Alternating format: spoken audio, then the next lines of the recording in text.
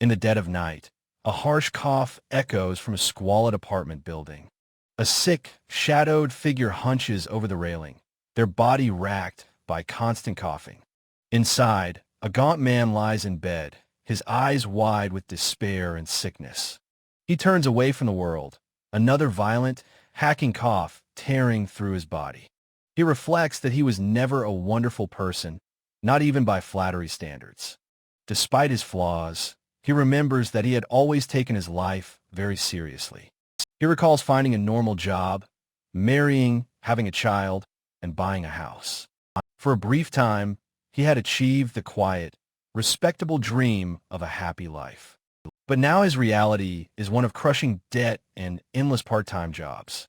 He remembers desperately begging for something, his face a mask of pure desperation.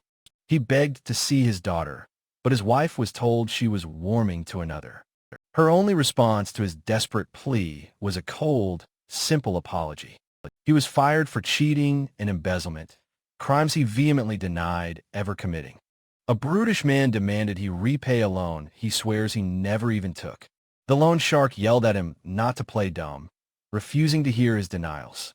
Collapsed in an alley, he knew this despair was not imagined. It was real. He reached out to an uncaring world, asking the universe a single, haunting question: why? Looking at his own reflection, he desperately wondered where he went so wrong in life. His world is upside down as a calm voice wishes him a good evening. Delirious, he wonders if someone has finally arrived to come and pick him up. A small white dog appears, and he recalls the legend of a beloved pet's return. But the voice belonged to another, a mysterious figure with a chilling, permanent smile. The being clarifies they are here to send him off to another world now. The strange, slender entity requests to be referred to simply as the guide. As the man processes the idea of another world, the guide snaps their fingers. He witnesses his wife praised for pushing her debt and child support onto him. She claims marrying him was an honor, and his only value was earning her money. The guide explains this is not an illusion, but the truth happening at this moment. He realizes now that his past suspicions were not just him overthinking things.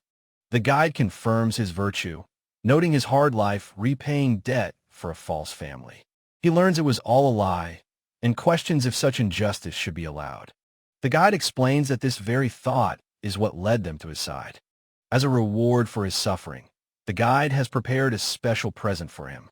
They offer him a happy second life, a reincarnation into a brand new world. He ignores the offer, his mind consumed with a burning desire for revenge on his ex-wife.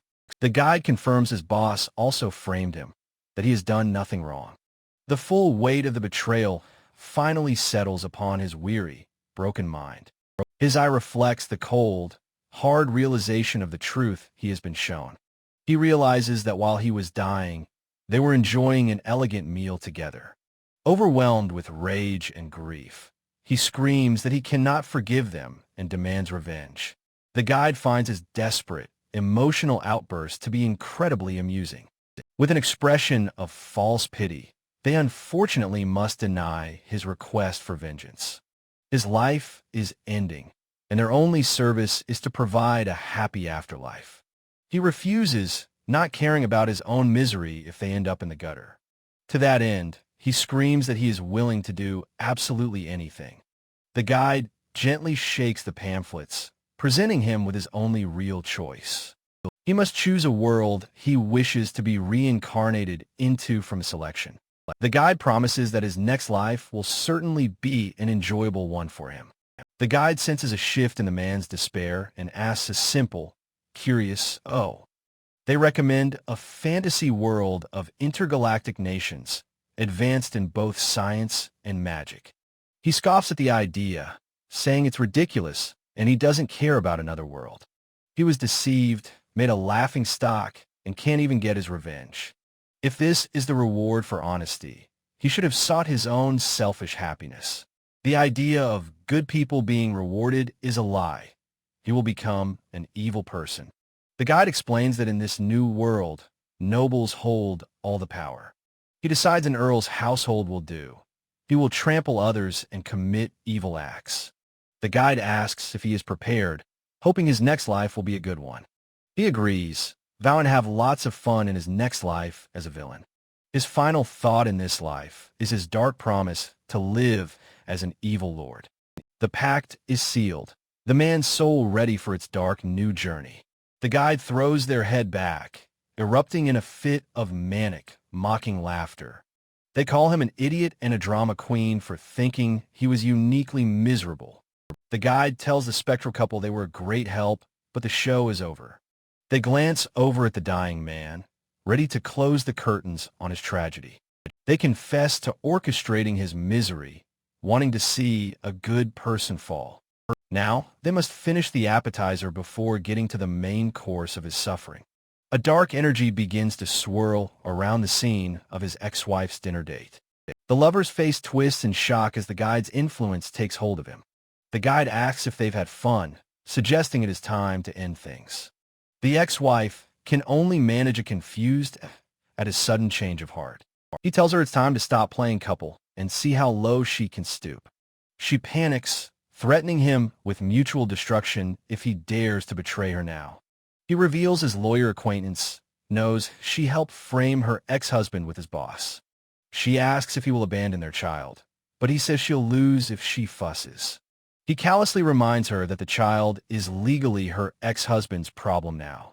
Tears stream down her face as she reminds him that he said he loved her. He admits he did love her, but now he has simply lost all interest. She begs him to stay, but he recoils, telling her not to touch him. In a final, desperate cry, she screams she would do anything for his sake. He simply tells her not to abandon him, his voice devoid of any emotion. He asks how she could think he'd marry a woman who cheated on her husband. The guide rubs their hands in glee, wondering how she will react to this despair.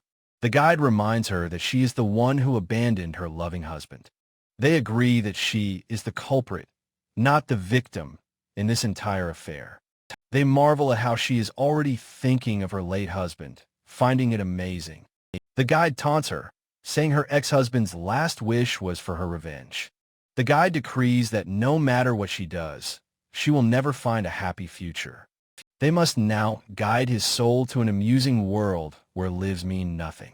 The guide chuckles, knowing it will be too late by the time he notices the trap. They eagerly await his anger, lament, and hate when he realizes the truth. All of his negative emotions will become their personal, delicious spiritual nourishment. Whether he becomes a villain or a victim, only fun awaits the guide. They must depart now to guide his soul, but they promise to return later. They mock the fools who jump at the word reincarnation, so easily deceived. Now, they must think of the most exquisite way to enjoy their new toy. A wisp of spectral energy flows from the guide's hand toward the man's body. The glowing soul sinks into the man's still form, sealing his fate. They decide to let him rise to power before slamming him back to rock bottom. They've made up their mind, despite the disgust of being thanked until the end. They can't wait to see him loathe them as he faces a torturous death. A wisp of spectral energy flows from the guide's gloved hand. The guide promises a new, longer life that will be filled with suffering. They demand he suffer for their amusement as he lies on his deathbed. The scene shifts to a lavish, sunlit bedroom with a large, unmade bed. A young boy awakens, realizing the guide didn't lie about a second life. He stands in a fine uniform, understanding his new name is Liam Sarabanfield. He looks down, surprised, holding a small object in his hands. Looking from a doorway, he remembers he was in the middle of playing. He now understands he is the heir to an earl who rules a planet. A wicked grin spreads across his face. The guide kept their promise. He wonders what an evil lord should do, perhaps drown in debauchery. He decides it doesn't matter, as long as he lives however he wants. A letter with a wax seal suddenly appears on his desk. He picks it up, questioning if it's a letter from the guide. He reads the letter, wondering about a proxy agent and promised support. His parents, Cliff and Darcy Sarah Banfield, make their grand entrance. His father calls out his name, Liam. His smiling parents wish him congratulations on his 5th birthday. Liam looks on, confused by the sudden celebration. He reads a document yielding all Banfield holdings and territory to him. His father cheerfully announces that his present is the household itself. Liam is shocked, realizing this must be the guide's promised support. His mother, Darcy, smiles brightly as she prepares her gift. She holds out a catalog, offering her own present for him. She'll buy him a Robomade and lets him choose whatever he wants. Liam asks what he's supposed to do. She says he can customize her. She explains he can choose all the parts, making it easy for him. Liam is intrigued, and she encourages him to make a cute one. Realizing his parents are paying, he decides to max out every specification. He notices an option for capability of processing sexual desire. His finger presses the selection on the holographic interface. The butlers comment amongst themselves that kids certainly love breasts. A horrified Liam realizes this must be the guide's proxy agent. His father praises him, saying his son has good taste. Liam understands the plan. Remove his parents and leave his ideal girl.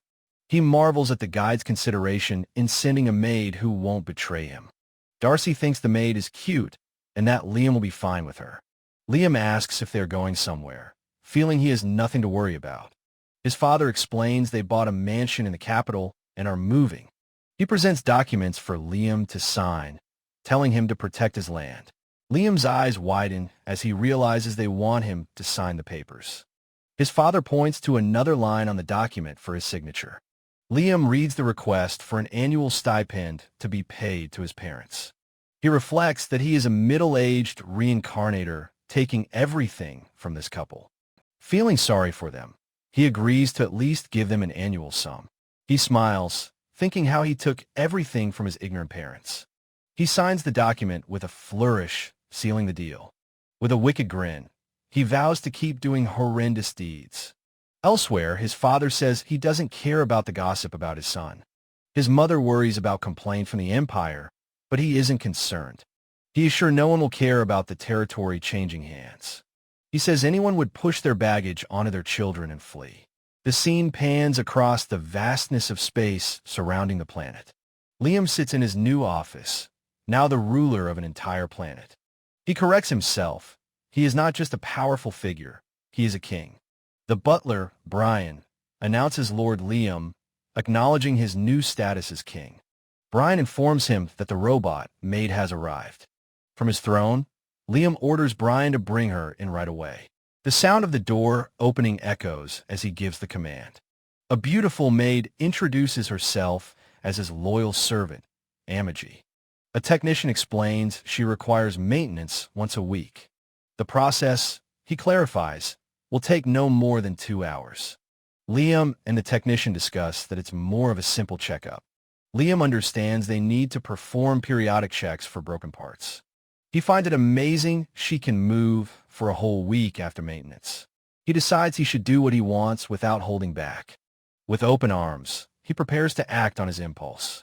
His eyes sparkle as he reaches out towards Amigi. His hand makes a grabbing motion in the air. He grabs her from behind, declaring her softness is perfect. The butler, Brian, shouts that he mustn't do that in front of people. Liam ignores him, saying he'll do what he wants and demand a report. A flustered Brian agrees and activates his wrist-mounted device. A dizzying array of holographic charts and data appears before Liam. He admits he doesn't get it, finding the situation troublesome. He reflects that as a former salaryman, he knows nothing of governing. Amigi offers her support, revealing her built-in function as an advisor. Liam admits he knows nothing and asks if he can do it as he is. Amigi suggests he enter the education capsule while she manages the territory. Brian protests, shouting that letting an AI govern is a taboo act. Amigi calmly states there is no such rule in the Empire. It is merely a suggestion for a master who lacks the knowledge. Her eyes narrow with focus as she continues her explanation. Ultimately, she says her master is the one who will decide. The education capsule is revealed, a technology that installs knowledge and enhances the body. Liam knows it will take half a year, and he'll be hibernating. He calls for Brian and Amigi, ordering the capsule to be prepared. He tells Amigi he will leave his territory to her while he's inside. Amigi looks up at him, her eyes wide, and accepts the order. Brian begs him not to do it, but Liam tells him to listen. Liam's gaze is firm. He insists that this must be done. Brian understands, but worries this may turn into a scandal later on. Liam reassures him it's for a short while and tells him to hurry. He confides in Amigi that he needs to learn how to oppress citizens. For now, he decides they will take things slow. In a local tavern, patrons begin to gossip about the news. One man complains that their new lord is just a brat. Another worries they'll use the handover as an excuse to raise taxes. A dark flashback shows how rough things were when Cliff was in power. The bartender recalls how Cliff used the handover to collect a huge amount of tax. In a tavern, a bowl of food is slammed down onto the counter. A young man angrily shouts, asking if nobles see them as mere livestock. His friend cynically agrees, but suggests they should still have some faith. The other patrons despair, questioning if there is any point in hoping. A man sighs in resignation, the bartender watching on with a weary expression. 2 years later, the butler Brian walks through a bizarre, unsettling mansion hall. Brian winces, recalling that the previous lord had a rather peculiar taste. He remembers Lord Alistair, Liam's great-grandfather, a benevolent and honorable ruler. Brian's face falls as he recalls how it all went downhill after that. The next generation lived lavishly, fell into debt, and abandoned their son. Brian arrives at Liam's chambers, announcing himself before being told to enter. Liam asks why he is stuck in the mansion, while Brian asks how he can help. Brian reminds him it has only been a few days since he left the capsule. Liam sits at his desk, admitting he didn't notice until he tried to go outside. The mansion's exterior is a grotesque, melting pile of strange, lumpy shapes. Liam asks his retainers if they don't also think the mansion is awful. The interior is a chaotic mess of cracked walls and sharp, unsettling angles. Brian suggests original is a better word, but Liam shouts him down. Liam rages that the builder was insane and the place is too embarrassing to live in. He declares his intent to build a new mansion, one to his own liking. When Amigi asks about the staff, Liam suggests firing all the slackers. Amigi calmly advises her master not to rush into building a new mansion. Liam asks why, since demolishing the current one would reduce their costs. Amigi suggests she prepare an adequate temporary residence for him instead. Liam listens to her logic, his expression showing that he understands. He agrees that since it's his mansion, he should build a good one. When Liam asks about funding, Amigi suggests they reorganize the fleet. Liam's eyes narrow as he considers her proposal to reorganize the fleet. He is surprised to learn from a report that they possess 30,000 battleships. Amigi clarifies that only 20% are operational, an unnecessarily large number. Brian's foot taps nervously as he prepares to voice his strong objection. He slams his hands on the table, protesting that a count needs 10,000 ships. Liam dismisses his concern, pointing out that only 20% of the ships are used. Brian sweats, warning that such an extreme reduction will make them look weak. He worries that other nobles and even space pirates will start attacking them. Liam listens thoughtfully, his hand on his chin as Amigi addresses him. Amigi explains that pirate groups are small, so 1,000 ships would be enough. She believes that recruiting skilled personnel is a more serious problem. Liam casually orders the discharge, to Brian's tearful and horrified protest. With a cold, steady gaze, Liam states that he has no need for useless subordinates. Brian grits his teeth, defeated by his young master's ruthless pragmatism. Liam declares that having 20,000 and used ships as decoration is just stupid. Brian pleads with him not to rely so much on his AI for decisions. Liam curtly tells him to keep his mouth shut unless he has useful suggestions. He concedes that a small fleet might be a problem and will increase it later. Brian is surprised, realizing Liam is actually thinking about the future. Amigi agrees, promising their fleet will eventually be worthy of account. Liam clarifies that he has no need to show off, only what is necessary. He corrects himself, ordering a fleet-fitting not for account, but for him. For now, he tells her, they will have to make do with just 3,000 ships. Brian bows deeply, stating that he has no objections to his master's order. He is reminded of the great Lord Alistair's decisiveness, even at a young age. With business concluded, Liam demands a hug from Amigi, who readily agrees. Liam smiles brightly as he embraces his beautiful robot maid. Brian despairs, begging his lord not to fondle Amigi's breasts so boldly. Liam's mood sours, realizing the more he learns, the worse his territory is. He rages that the situation is so bad, there is nothing left for him to exploit. He can't believe this advanced world has a lifestyle worse than his old one. His territory is stuck in the Middle Ages, and he can't even oppress the people. He asks why they didn't develop it.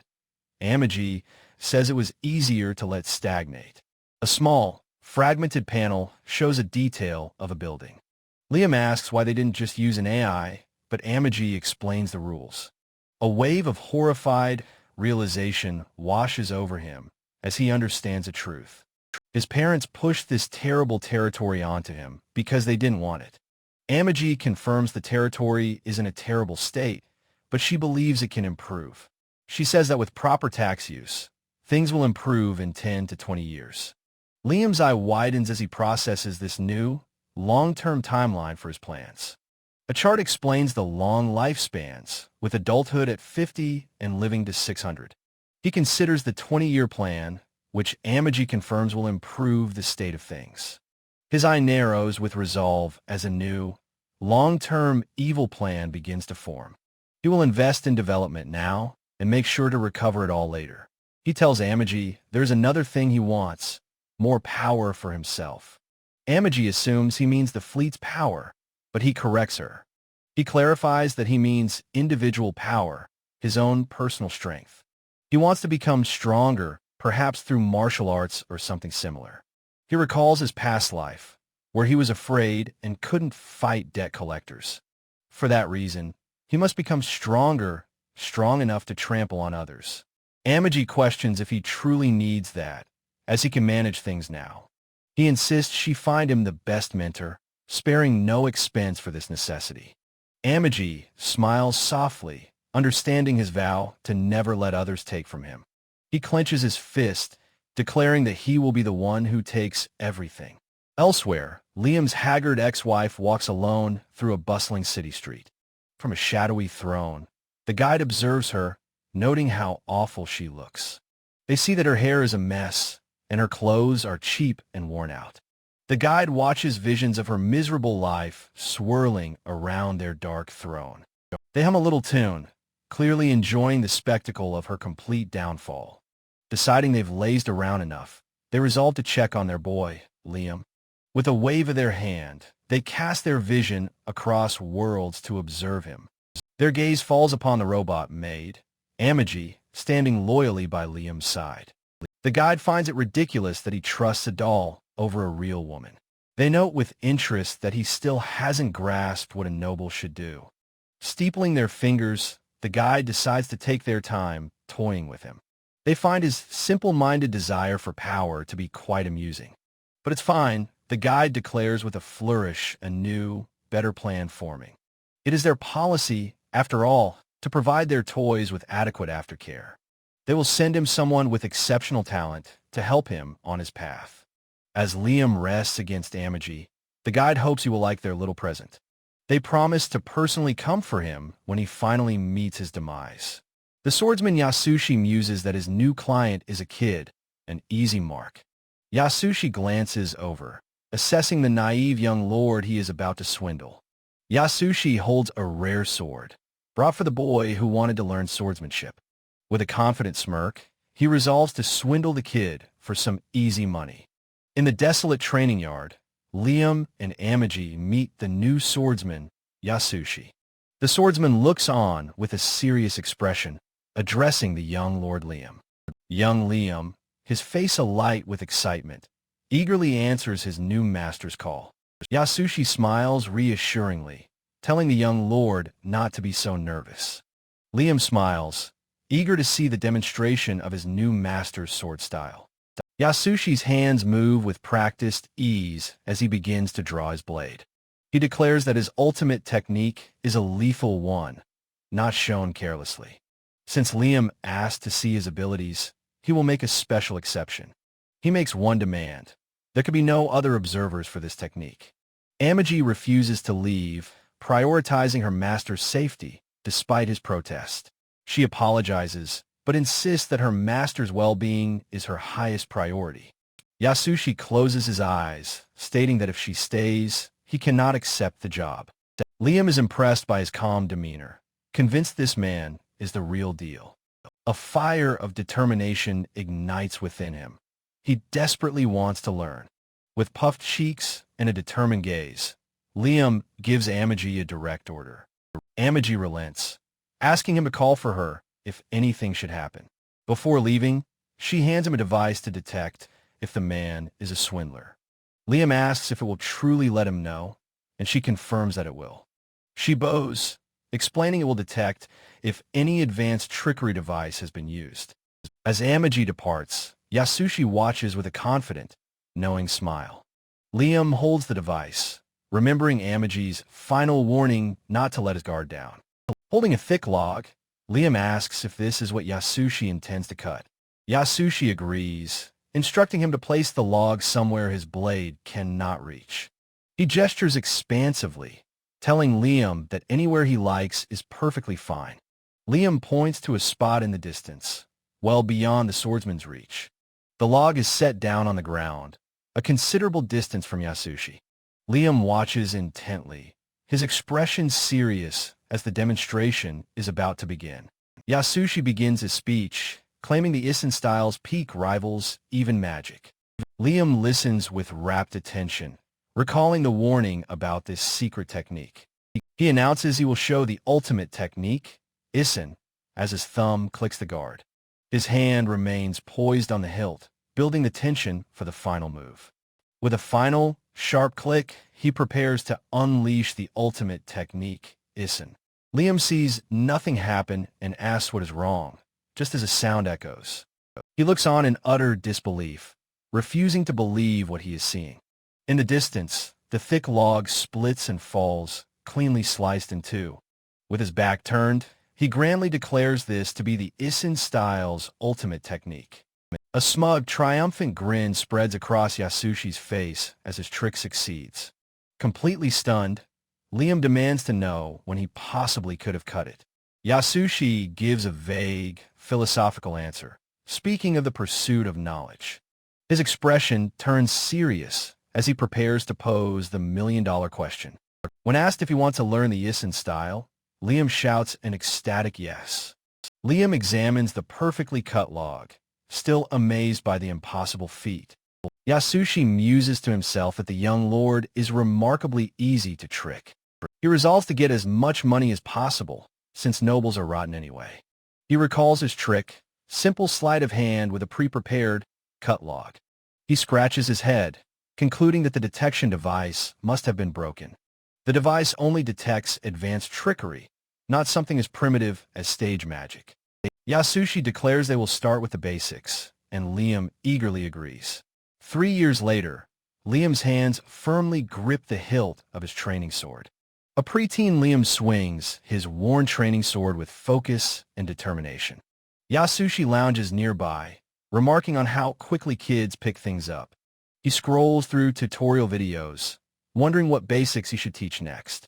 He discovers a useful proverb, noting that he can definitely use it later. He reflects that despite the house's reputation, the boy lives quite modestly. Liam wipes sweat from his brow, surprising his master with his diligence. He also notes that the boy treats him very well, providing lavish snacks. He sips his drink, musing that nobles don't really need to be strong. He wonders why the doll is always around, keeping careful tabs on him. Amigi's gaze is steady and watchful, missing nothing that happens around her master. He thinks the nobles who abandoned Liam and his territory are beyond help. He feels a pang of guilt for mooching off such a hardworking kid. He worries what will happen if the serious, anti-corruption boy discovers the truth. A now older Liam stands before his newly completed mansion, pleased with the results. With a satisfied grin, he declares his new, spacious home is not bad at all. While working, Amigi reminds him it is almost time to enter the capsule again. He learns the next session will take 1.5 years to complete. He resolves to do it soon, to learn all he can before becoming an adult. He entrusts the territory to her, but notices her troubled expression. She presents a glowing data file, asking her master to please look at it. His face twists in fury as he orders her to bring him the person responsible. A portly official, his hands covered in gaudy rings, is brought before him. He fawningly explains the numbers are simply necessary expenses for his duties. Liam and Amigi look on with sharp, knowing expressions, not buying his excuses. Amigi confirms he has embezzled funds and is investigating other potential crimes. The embezzled funds, she reports, directly hindered the territory's development. Liam marvels at the man's nerve to sit there and smile in front of him. He mentally lists the man's crimes, thinking he is a cliché corrupt official. He taps his finger, wondering what other crimes this man has committed. The corrupt official continues to smile, oblivious to his lord's growing rage. The man launches into a tirade, calling the doll humanity's enemy. He downplays his crimes, calling them the grease that keeps the cogs turning. He insists that a mere doll could never comprehend such complex matters.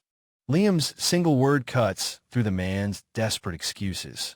He asks the man a chillingly specific question about killing his own subordinates. The official's smug expression falters as a single bead of sweat appears. He asks how it felt to execute them after pinning his own crimes on them. The man becomes flustered, stammering that he only did what he had to. Liam stands with a drawn sword, asking if it was fun to make others suffer. The official's face twists in rage, shouting that the damn brat should thank him. He screams that Liam's comfortable life is only possible because of his support. Fueled by past trauma, Liam lunges forward, his sword a blur of motion. He sees his old boss's face and snarls for the man to shut his dirty mouth. Amigi stands calmly beside her master, who is now covered in white foam. A fire extinguisher sprays a thick cloud of white foam, dousing the rage. The corrupt official is completely engulfed, his rage extinguished by the foam. Amigi looks at her master with concern, gently asking if he is all right. Liam looks up, his expression a mixture of shock and lingering fury. Liam's foot steps down near the foam-covered hand of the fallen official. Consumed by a familiar rage, Liam screams that the trash who leached off him should die. Amigi's hands gently cover her master's, stilling his grip on the sword's hilt. Kneeling before him, she softly asks him to please let go of the sword. Under her calming touch, Liam's trembling hand begins to loosen its death grip. His fingers finally relax, releasing the weapon that held all his murderous intent. His anger gives way to confusion as he looks down at her, questioning her actions. She looks up at him with quiet resolve, offering to help him with his grim task. With a final, gentle motion, Amigi takes the sword from her master's grasp. A close-up of Liam's eye shows the storm of his fury has finally been quelled. He asks if there are many more like him, and she confirms a full purge would be problematic. As a body is carried away, Amigi explains the corruption has been a problem for a long time. Liam and Amigi share a determined look as he asks what they should do then. Resting his head in her lap, Liam listens as Amigi suggests acquiring surveillance AS.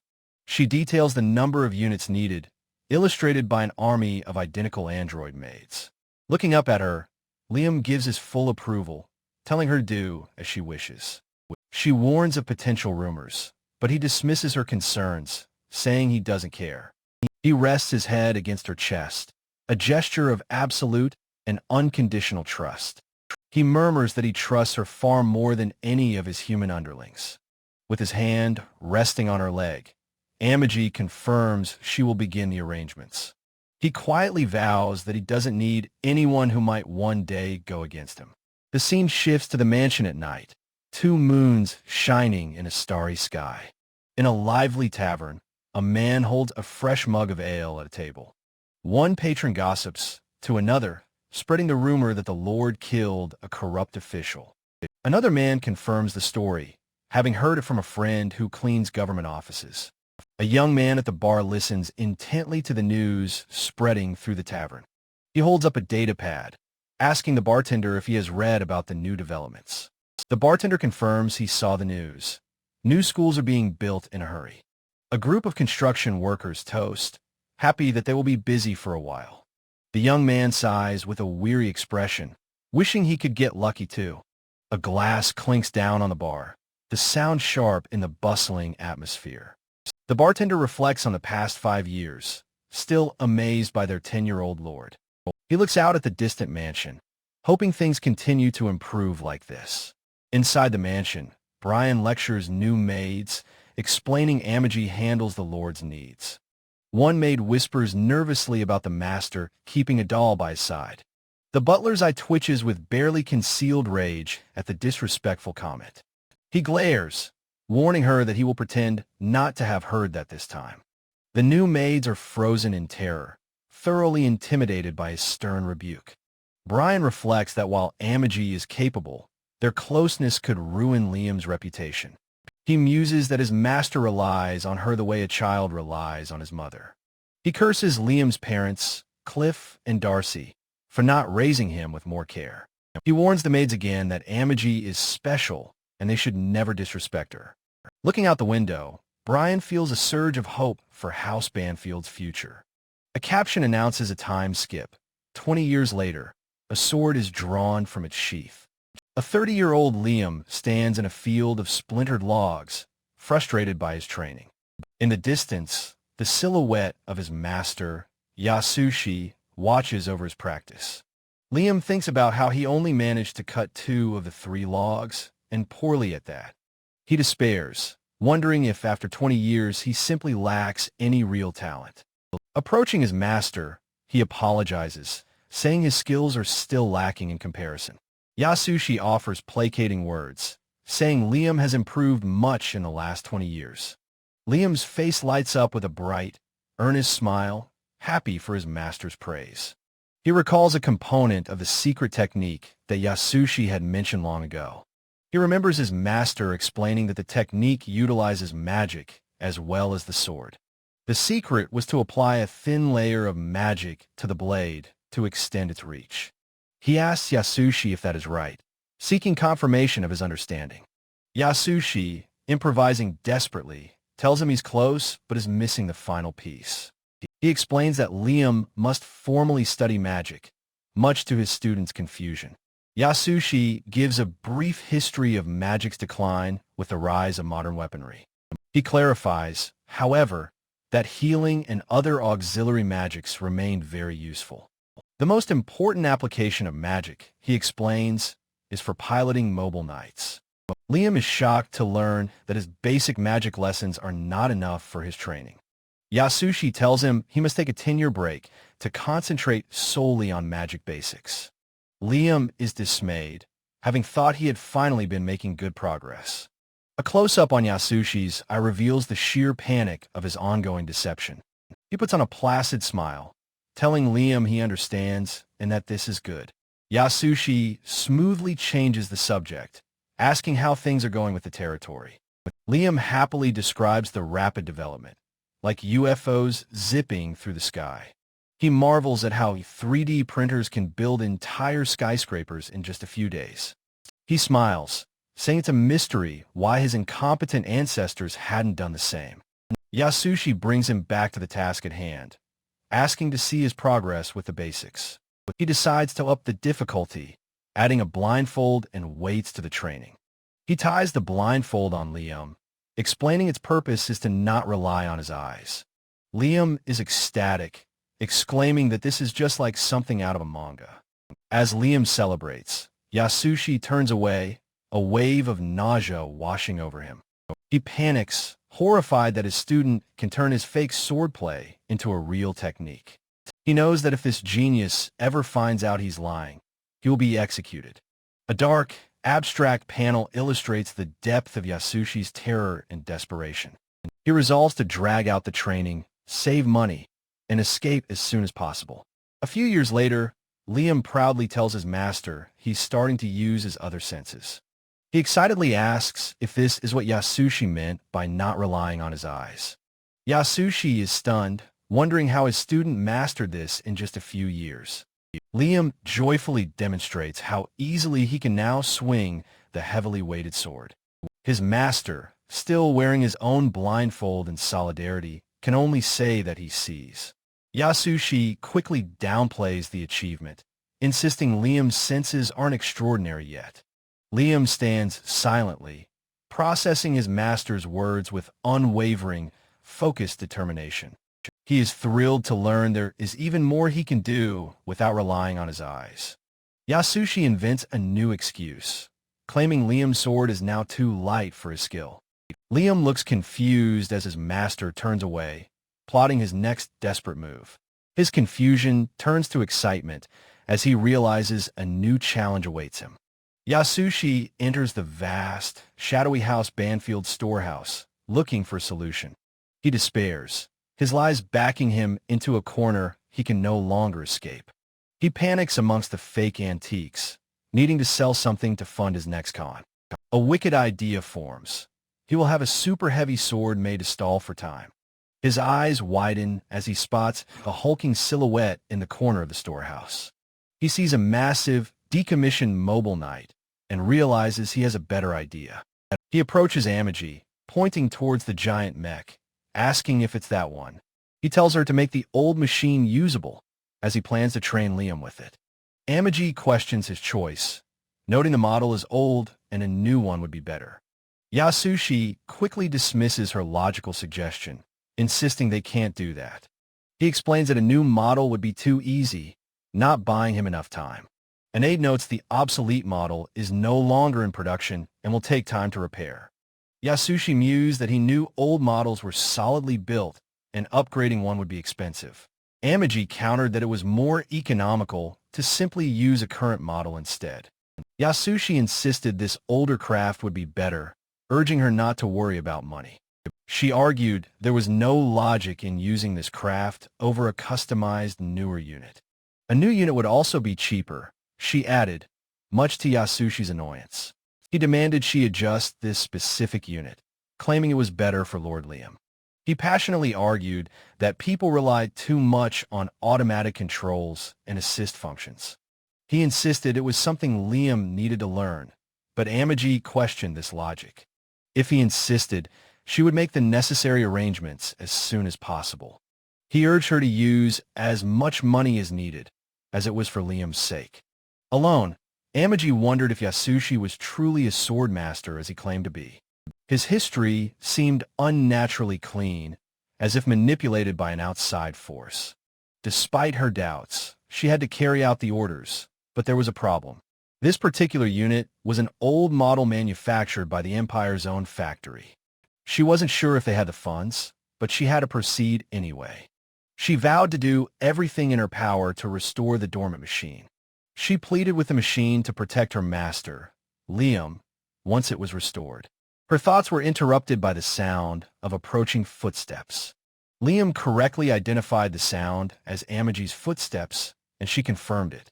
He dismissed her concerns for his safety, stating it was simply part of his training. She informed him that a mobile knight was being prepared, an old model being repaired. He seemed confused by the choice, but didn't question it further. He trusted his master had his reasons and decided to take a walk around the mansion. Amigi watched her master stroll away, his blindfold still firmly in place. In a local tavern, the patrons raised their glasses in a celebratory toast. A regular customer noted that business seemed to be booming for the barkeep.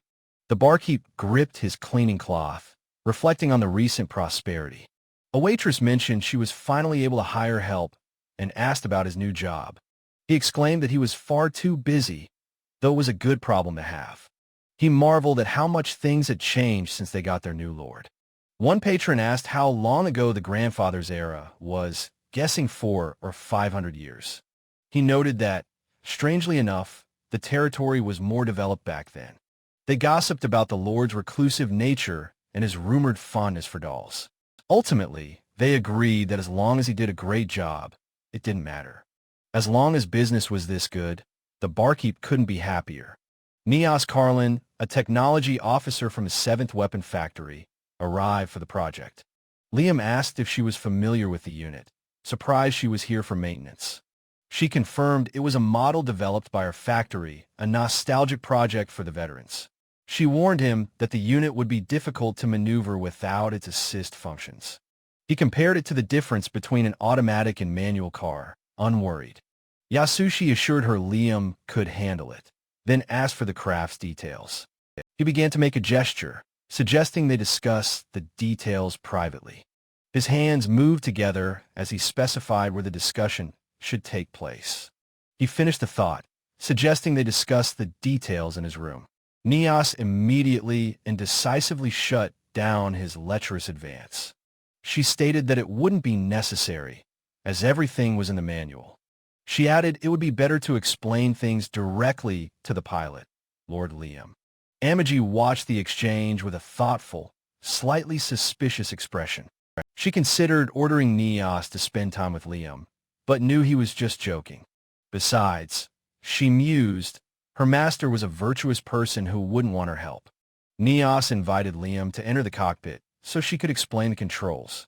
Liam was surprised by how spacious the cockpit was, thinking it was too big. Neos explained they used spatial magic to expand the interior area of the cockpit. He exclaimed in surprise at the comfort of the highest quality pilot's seat. The seat was so soft, it felt as if it was wrapping around his entire body. He gripped the controls, feeling the power of the machine at his fingertips. A wide, wicked grin spread across his face. He found the feeling very nice. He also liked the look of the machine, thinking its black armor was badass. Neos noted that while black units were popular, it was rare to spend so much on repairs. Liam commented that he'd heard some nobles made their units super flashy instead. She explained that for most nobles, mobile knights were just symbols of military power. He remembered his master saying that mobile knights were a prestigious symbol. Many of the units nobles used were simply modified mass-produced models. Because of the large budget, her engineers had gone all out on the project. Neos instructed him to try starting the engine, and he flipped the switch. The machine rumbled to life, the sound and vibration filling the cockpit. The system designated him as the sole pilot. It was now his personal unit. Liam exclaimed that he liked the sound of the massive engine roaring to life. The colossal Black Knight began to rise from the water, shedding cascades of spray. Its massive legs shifted, finding their footing as it prepared to stand. From his high vantage point, Liam looked down at the world below him. Neos stood beside his pilot's seat, ready to guide him through the first steps. She explained the missing auto balancer would make it difficult, but mastery offered great rewards. Liam realized that mastering this machine was his path to becoming a first-rate pilot. Neos corrected him, saying anyone who could use this was already a first-rate pilot. He declared her words perfect, as he could become stronger than any other unit. He remembered his magic control training, using his imagination to command the machine. He focused his will, commanding the giant to move slowly, carefully. With immense effort, he willed the colossal machine to stand up to its full height. Neos praised him, saying he was doing very well for a first-timer. He credited his practice in the simulator, but Neos said that wasn't it. She explained this unit was much harder to control, meaning he had a real knack for it. Liam called her a flatterer, but she insisted it was the truth. She warned him to always be careful, as the unit required a strong mental image. She advised him to imagine the craft as his own body to simplify maneuvering. She patted his shoulder, reassuring him that the machine was strong and sturdy. The machine took a heavy step, its movements still clumsy and difficult to control. She called it a slow horse, but before she could finish, something happened. The massive mobile knight suddenly stopped moving, its posture shifting. Neos asked what was wrong, urging him to start walking again. The Avid's massive hands reached out and made an unmistakable groping gesture. Neos blushed furiously, stammering for him to wait, completely flustered. Liam screamed that he didn't mean to do it, then called for a break. The butler, Brian, watched the spectacle from the ground below. He was moved to tears, addressing the great Lord Alistair in his thoughts. His tears of joy quickly turned to confusion and shock at what he saw. The machine's hands continued their lewd, grasping movements in the air. Brian yelled at his master, unable to bear seeing Lord Alistair's craft move so lewdly. He tried to contact Liam, but found that the communication wasn't getting through. Yasushi crudely yelled that the brat was groping the lieutenant's breasts and asked if they were soft. Brian screams for Lord Liam to exit the cockpit, calling his actions disgracefully exciting. The butler continues his tirade, demanding the stupid brat, Lord Liam, come down. Amigi, the android maid, stares on with a blank, unreadable expression. Yasushi sheepishly apologizes for getting excited as Brian silently questions his mastery. After a 3-month stay, Nias waves goodbye, promising she will visit again. Yasushi clenches his fist, vowing he will definitely get her number next time. He vows never to forgive the little brat for interfering with his romantic pursuit. The scene shifts to an exterior view of the Banfield Mansion's architecture. Brian worries that Master Liam has been training far too much lately. Liam insists it's no problem. The harder training is making him stronger. Yasushi smoothly reassures Brian, saying he has thought the new regimen through. The aging butler can only close his eyes and accept his master's wish. Gravity-inducing weights are strapped firmly around Liam's ankles during his training. With a sharp click, Yasushi increases the intensity of the gravity weights. Liam groans in pain as his master sadistically screams for him to drop dead. Yasushi taunts him, saying he can't be a first-class swordsman otherwise. He yells for the blindfolded Liam to use his mind's eye and other senses. Liam protests that it is impossible to deal with so many using one sword. His master insists nothing is impossible, urging him to find the answer himself. Internally, Yasushi scoffs, believing it is obviously impossible for him to succeed. Suddenly, a shimmering barrier forms, effortlessly deflecting all the incoming projectiles. Yasushi's eyes widen in utter shock, his mind unable to process the sight. Liam beams with pride, exclaiming that he finally understands what his master meant. He explains the technique, erecting a magical wall to protect himself from harm. He realizes the Isen style is a fusion of both swordsmanship and magic. He channels his power, creating a massive shield that blocks the entire onslaught. The sheer shock of this development hits Yasushi like a physical blow. Still blindfolded, Liam cheerfully asks his master if his understanding is correct. Terrified, Yasushi declares he has nothing more to teach his monstrous student. He tries to quit, certain that Liam can now manage his own training. He offers one last lesson, stating the path of swordsmanship has no end. Liam begs him to stay, even offering to build a dojo in his territory. Trapped by his student's devotion, Yasushi can only offer a nervous laugh. He claims he is still on a journey and cannot yet open a dojo. Liam then asks to at least test the limits of his new secret technique. With a strained smile, Yasushi reluctantly agrees to the demonstration. An enthusiastic Liam declares he will have the logs ready in a moment. The guide arrives on a nearby rooftop, carrying a small, mysterious suitcase. With a soft chuckle, the guide wonders aloud how their little Liam is doing. They note the territory's development and wonder how the con man has been faring. They are eager to see what Liam has learned from the con man's swordsmanship. A sharp, metallic ting sound echoes through the air from the training yard.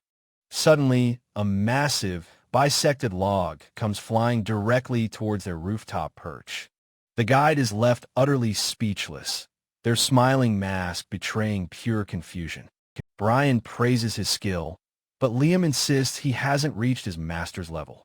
He explains his master vanished after bestowing upon him the full mastery. Back in their realm, the guide struggles to comprehend the boy's absurd power.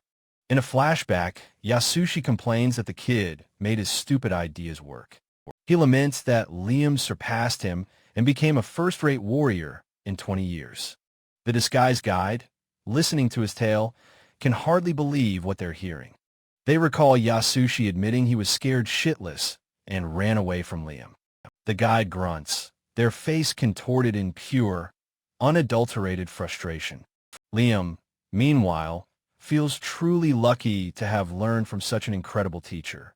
He decides the guide is truly incredible, a sentiment that horrifies the entity.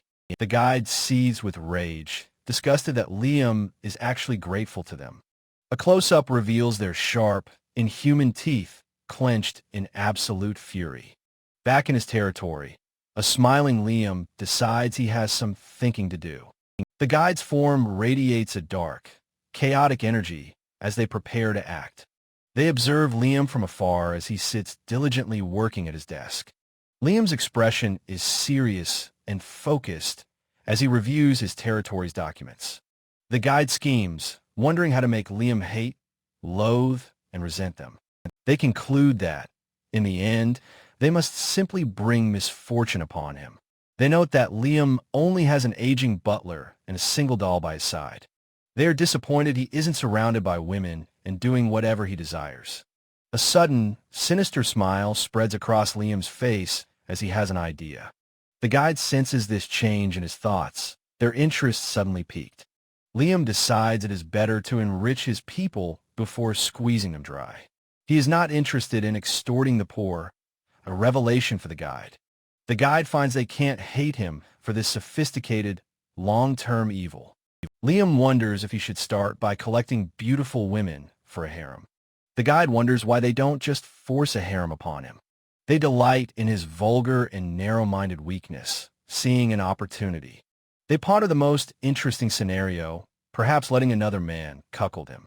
The guide covers their mouth, certain that Liam would just love that outcome. The sound of Amigi's shoes clicking on the floor announces her arrival. The guide's interest is piqued by the news of taking in military personnel. Amigi reports the army has offered them reserve soldiers and retiring personnel. Liam is immediately cynical, assuming they're just being sent useless people. However, some are well-trained graduates of the prestigious Imperial Military Academy. Amigi believes these personnel are necessary to strengthen their private battleships. With a sigh of resignation, Liam agrees to accept the retired soldiers. The guide sees this as a perfect chance to sow seeds for a future rebellion. They are ecstatic at the prospect, believing this is going to be really fun. The guide congratulates themselves on their diligent and thorough follow-up services. They reiterate that nothing is more disgusting to them than the feeling of gratitude. The guide decides to leave, promising to visit little Liam for more entertainment later. The door closes on the rooftop, and the guide departs into the night. They reiterate that nothing is more disgusting to them than the feeling of gratitude. The guide decides to leave, promising to visit little Liam for more entertainment later. The door closes on the rooftop, and the guide departs into the night. Years later, a full-grown Liam stands tall in his formal noble attire. He muses that it is hard to believe he is now in his mid-40s. Amigi announces that engineering officer Neos Carlin has requested a meeting with him. Liam recalls Neos, surprised she came all this way just for the Avid. He realizes checking on the Avid is likely just a pretext to sell him goods. He wonders why she chose him, now that their financial situation is stable. He recalls the 7th Factory's reputation for mediocre designs and high prices. Amigi points out the superior 3rd Factory excels in both quality and design. He notes the stiff competition they face, but admits he doesn't really care.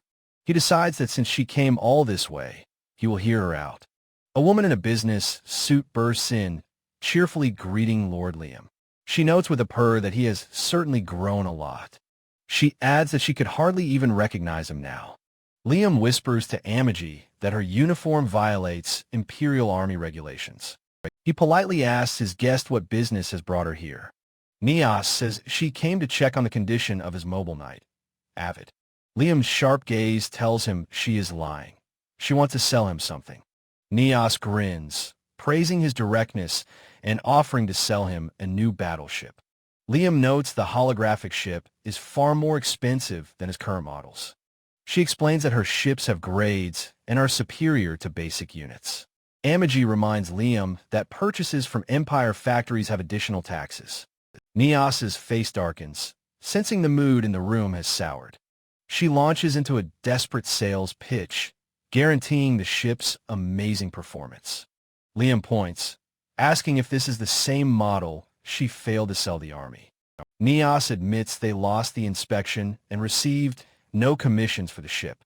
Liam smirks, clarifying that she has lost in every single inspection. She lists the reasons for failure: a cheap interior and an unpopular design. Liam concludes there is no reason to buy such an awful-looking ship. Neos slumps in her seat, utterly defeated by his cold, hard logic. She bursts into tears, begging him to buy a few hundred ships on credit. He ignores her, discussing a purchase from the superior third factory with Amigi. Neos screams for him to wait, shouting that her factory is in a huge pinch. Liam begins a brutal critique, starting with the ship's horrible design. He continues, calling the cramped interior horrible and maliciously cheap. He dismisses her points on cost and maintainability as completely irrelevant. Neos, pushed to her limit, decides on a final, desperate tactic. She unbuttons her shirt, leaning forward to proposition him with a purchase. Liam is repulsed. Her flashy underwear reminds him of his cheating ex-wife. He tells her to stop, as her seduction attempt is painful to watch. She protests his disappointed reaction, reminding him that he ogled her before. Utterly defeated, Neos collapses to the floor in a puddle of tears. Liam sighs, agreeing to buy 200 ships. She tearfully begs for 300. He asks Amigi if they can afford it, and she confirms it's possible. Neos's eyes sparkle with hope as she insists they'll be a useful asset. She thanks him profusely, but he demands they completely redesign the ship first.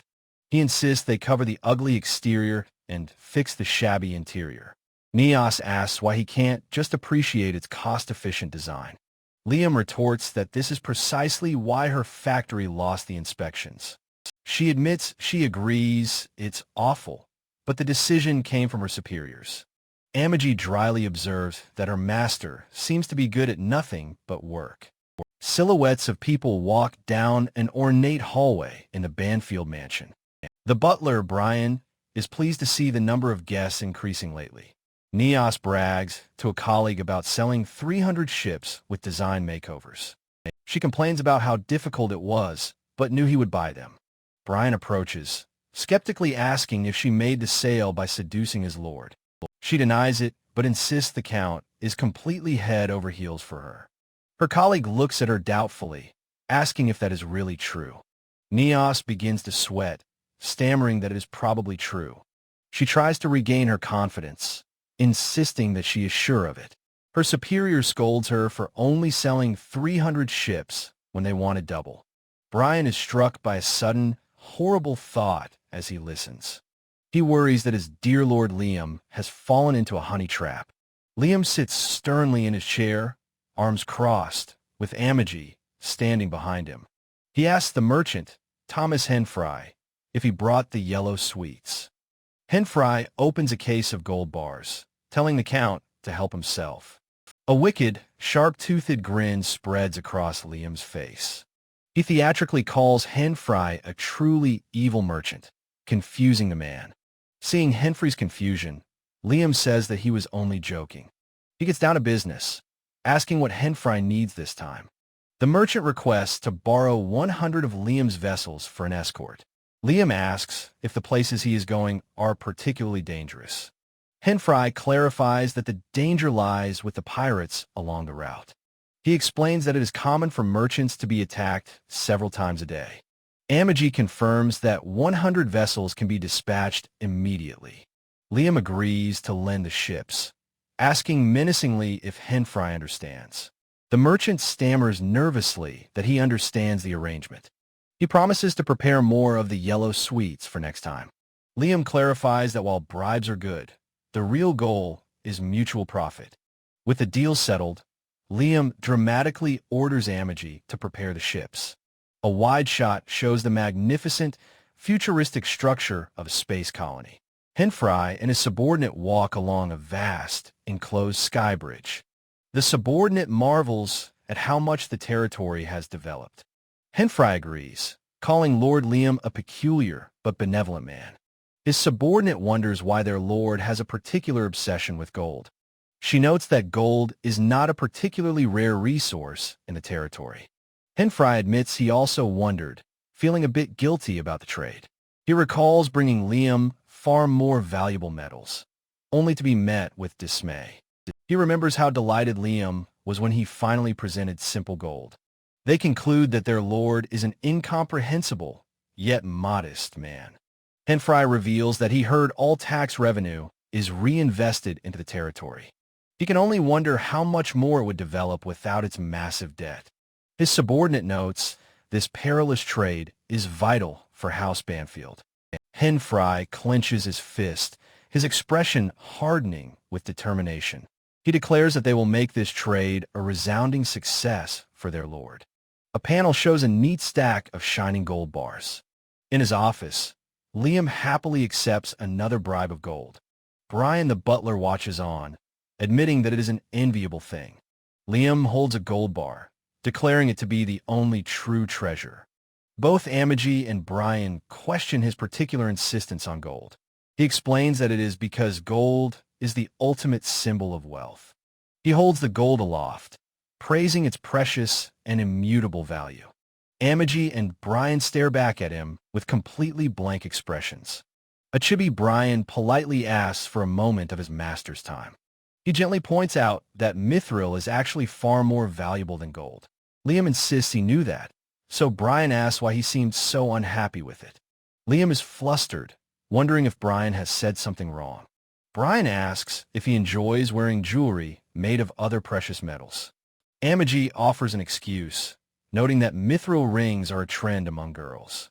Brian dismisses this, arguing it's a waste to use such useful metals for accessories.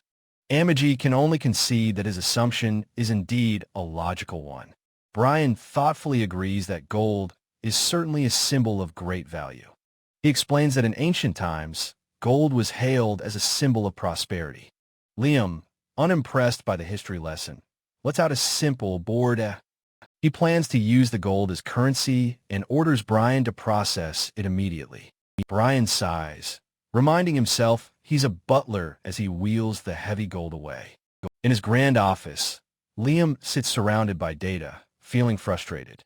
He complains that even with bribes, his territory remains in the boonies. Amigi notes that statistically, the territory has developed considerably under him. Liam dismisses the numbers, saying he needs to feel the change himself. He is especially displeased with the drab scenery and the unfashionable citizens. He wonders if they should invest in an aesthetics business to create demand. He decides to gather entertainers and models to influence the people's tastes.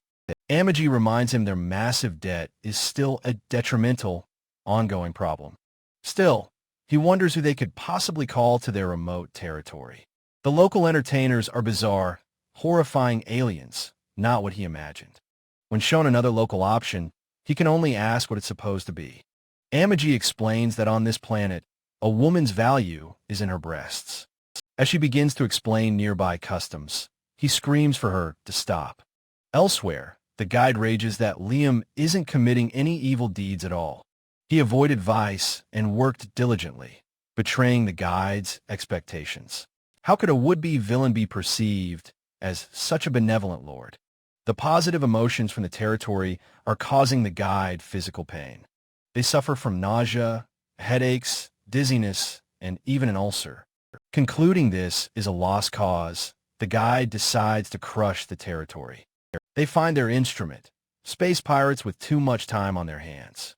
Floating above the city, they vow to enjoy his final, entertaining hours. On a pirate ship's bridge, explosions light up the void of space. The pirate captain Goes roars that he can never get enough of the scenery. A subordinate timidly suggests they have plundered enough for now. With a violent backhand, Goes strikes the man across the face. He furiously asks who gave him permission to speak to someone so great. Another crewman who tries to intervene is brutally executed on the spot. His men clean up the mess as he sits impassively on his throne. He idly toys with a strange, intricate box in his hand. The last raid, he complains, was far too easy but a good haul. He asks about his favorite captive woman, suggesting they dispose of her. He has played with her enough. It is time for a new toy. The captive is shown to be a truly durable, but broken woman. A crewman notes that she somehow managed to retain her sanity. He asks about their next target, a rumored noble brat nearby. Is the Banfield territory ruled by a seemingly benevolent lord? Goes grins, eager to crush the boy who developed his rural territory. A subordinate confirms that House Banfield will be their next target. With a wide, cruel grin, Goes confirms this is their plan. His men agree that an upright person has more value to break down. He adds that it will be a letdown if they didn't fight back. He vows to show the cheeky brat what true hell looks like. Liam sighs, finding it onerous to be stuck inside the mansion all day. Amigi reminds him that it would be problematic for the Lord to wander. He refuses, declaring he cannot stand idling as an aspiring evil lord. Amigi understands his goal, but still finds his desires inconvenient. In a cute exchange, she asks what exactly he is trying to do.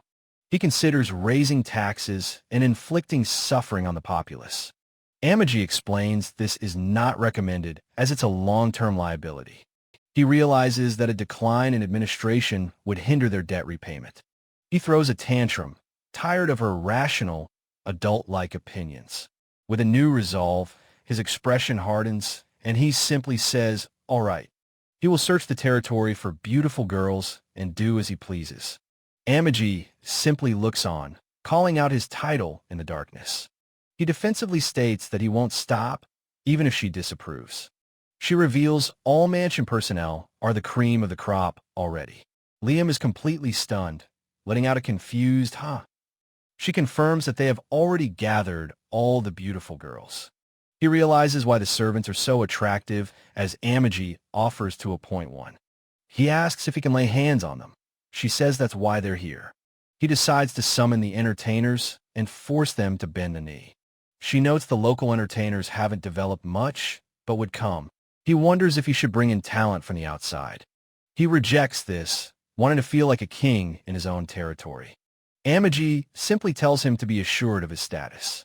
She reminds him that he is the head of House Banfield, a planetary king. He complains that his evil lord plans are not progressing at all. Their deep debt limits what luxuries they can splurge on. Brian bursts in, shouting that there is terrible news for Lord Liam. He announces that pirates have declared war on House Banfield. The scene shifts to the massive House Banfield government office. An official explains the pirates demand all their property and people. His advisors are split, arguing over whether to negotiate or fight. They debate their 8,000 ships against the pirates' 30,000. The factions devolve into insults, accusing each other of cowardice. Liam considers Go's bounty, finding it not great enough to get rich. He sits at the head of the table, wishing the bounty were higher. A strange sound fills the room, and Liam looks up, confused. His eye widens in shock as he realizes that everyone has stopped. The guide makes a flamboyant entrance, greeting Liam cheerfully. Liam stands in shock, pointing a finger at the familiar figure. He can only stammer out a shocked, "Why you?" The guide states they will be brief, as stopping time is exhausting. Liam demands to know why the pirates have suddenly appeared.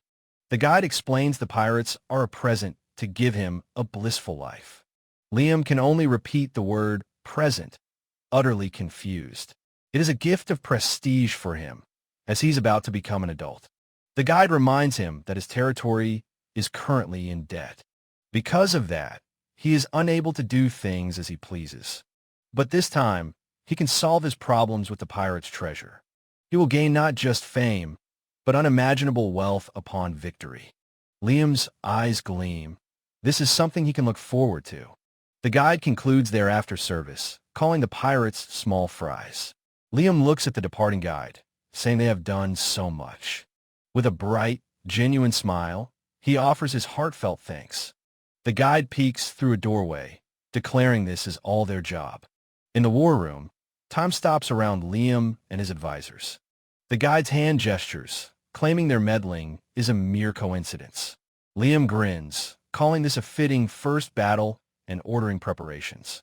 He stands tall, his shadow looming as he vows to crush goes.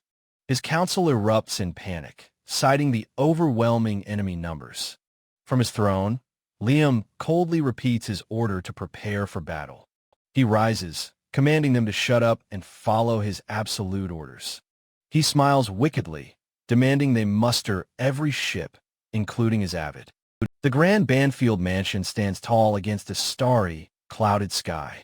Amigi reports the Avid is ready as Brian groans in utter despair. Brian laments the misfortune of pirates attacking just as things were recovering. Amigi states that Liam's decision wasn't a mistake, and they haven't lost. She adds that the Imperial army has been dispatched, but surrender is futile. Brian despairs, knowing Imperial reinforcements won't arrive in time to help. He continues his lament, crying that just as things were finally improving, the hope of House Banfield returning to glory is now threatened. He wishes Liam had been born a century earlier to chase them away. In the vastness of space, two massive fleets converge near a planet. Liam, clad in his pilot's suit, grins with eager anticipation. The guide floats in space, noting Liam seems to like their present. They hope for exciting events, wishing Liam becomes the pirate's plaything. They hold the alchemy box, revealing Go's fleet is specially equipped. The guide sneers, calling Liam a fool who learned nothing from his past. Liam's entire existence, they declare, is nothing but a toy for others. They predict his smile will turn to scorn, his gratitude into anguish. The guide eagerly anticipates the look of despair he will soon make. A small, spectral white dog flickers into existence near their feet. They announce it is time for Liam to learn the entertaining truth. A wide shot shows the massive pirate armada filling the void. The Banfield fleet, approximately 5,000 strong, advances through space. On the bridge, Liam's officers are in a state of utter chaos. Liam yawns in his command chair, getting an officer's attention. He asks with genuine confusion when the battle will actually start. The officer looks on, surprised, and informs him it has already begun. His men explain they are struggling due to the enemy's superior numbers. Liam notes he can't see the enemy, musing on space's relativity. He recalls having learned about this inside the educational capsule. The officer explains that this level of chaos is not a common occurrence. He grimly states the situation is dangerous, being outnumbered 6-1. As Liam considers ordering an attack, communications are suddenly jammed. The interference source is directly above them. They are under attack. A force of 500 enemy vessels descends upon the flagship. The Knight Captain orders an interception, noting the enemy's bold initiative. An officer questions the pirates' tactic of spreading their forces thin. Another officer realizes they are aiming to break their battle formation. Liam analyzes the roundabout tactic, which is designed to create gaps. His officer identifies the attackers not as pirates, but as disposable pawns. Liam understands they are using surrendered soldiers to lead the attack. He analyzes their strategy, noting the consequences of the delayed jamming. He finds it troublesome that he is now unable to give orders. On the pirate bridge, Goes clasps his hands in sadistic amusement. He smirks, noting they destroyed the 500 ships he sent. He muses the brat did well, having better subordinates than expected. He orders the boy captured alive, vowing to make him his new toy. His second-in-command notes that the captain enjoys a lively fight.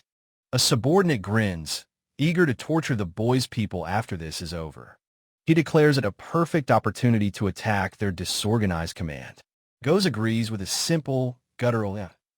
He roars for an all-out assault to show them how pirates do things.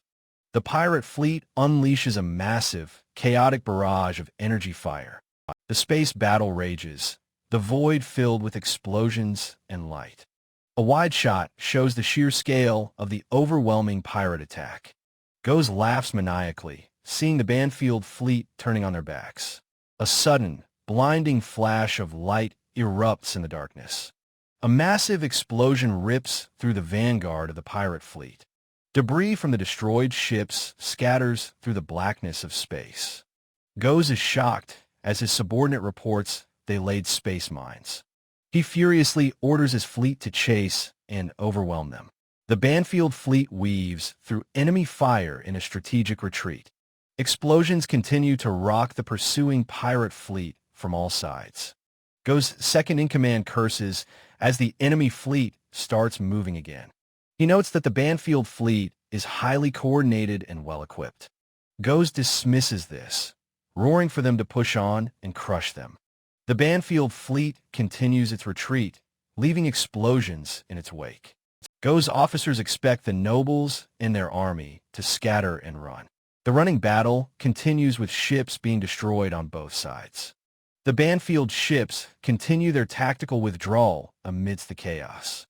Go's smirks with satisfaction, believing the battle's result is settled. The Banfield flagship continues to lead the fleet in its retreat.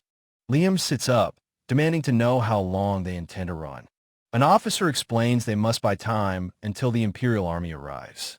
A close-up on the bridge view screen highlights Liam's silent confusion. He turns, furiously asking who the hell gave that order. He clenches his fist, declaring he wants to win with his own power. The knight captain stammers, trying to protest his reckless decision. She explains the enemy outnumbers them and could attack his planet. Liam screams that a victory without his territory would be meaningless. His face darkens as he issues the order, a full frontal assault. He repeats his command to attack with all of their forces. He tells his stunned officers to carry out his order immediately. He stands, announcing he will join the fight personally in his Avid. The pirates are shocked, realizing the brat actually stood his ground. Goes questions why he would attack when he has no chance of winning.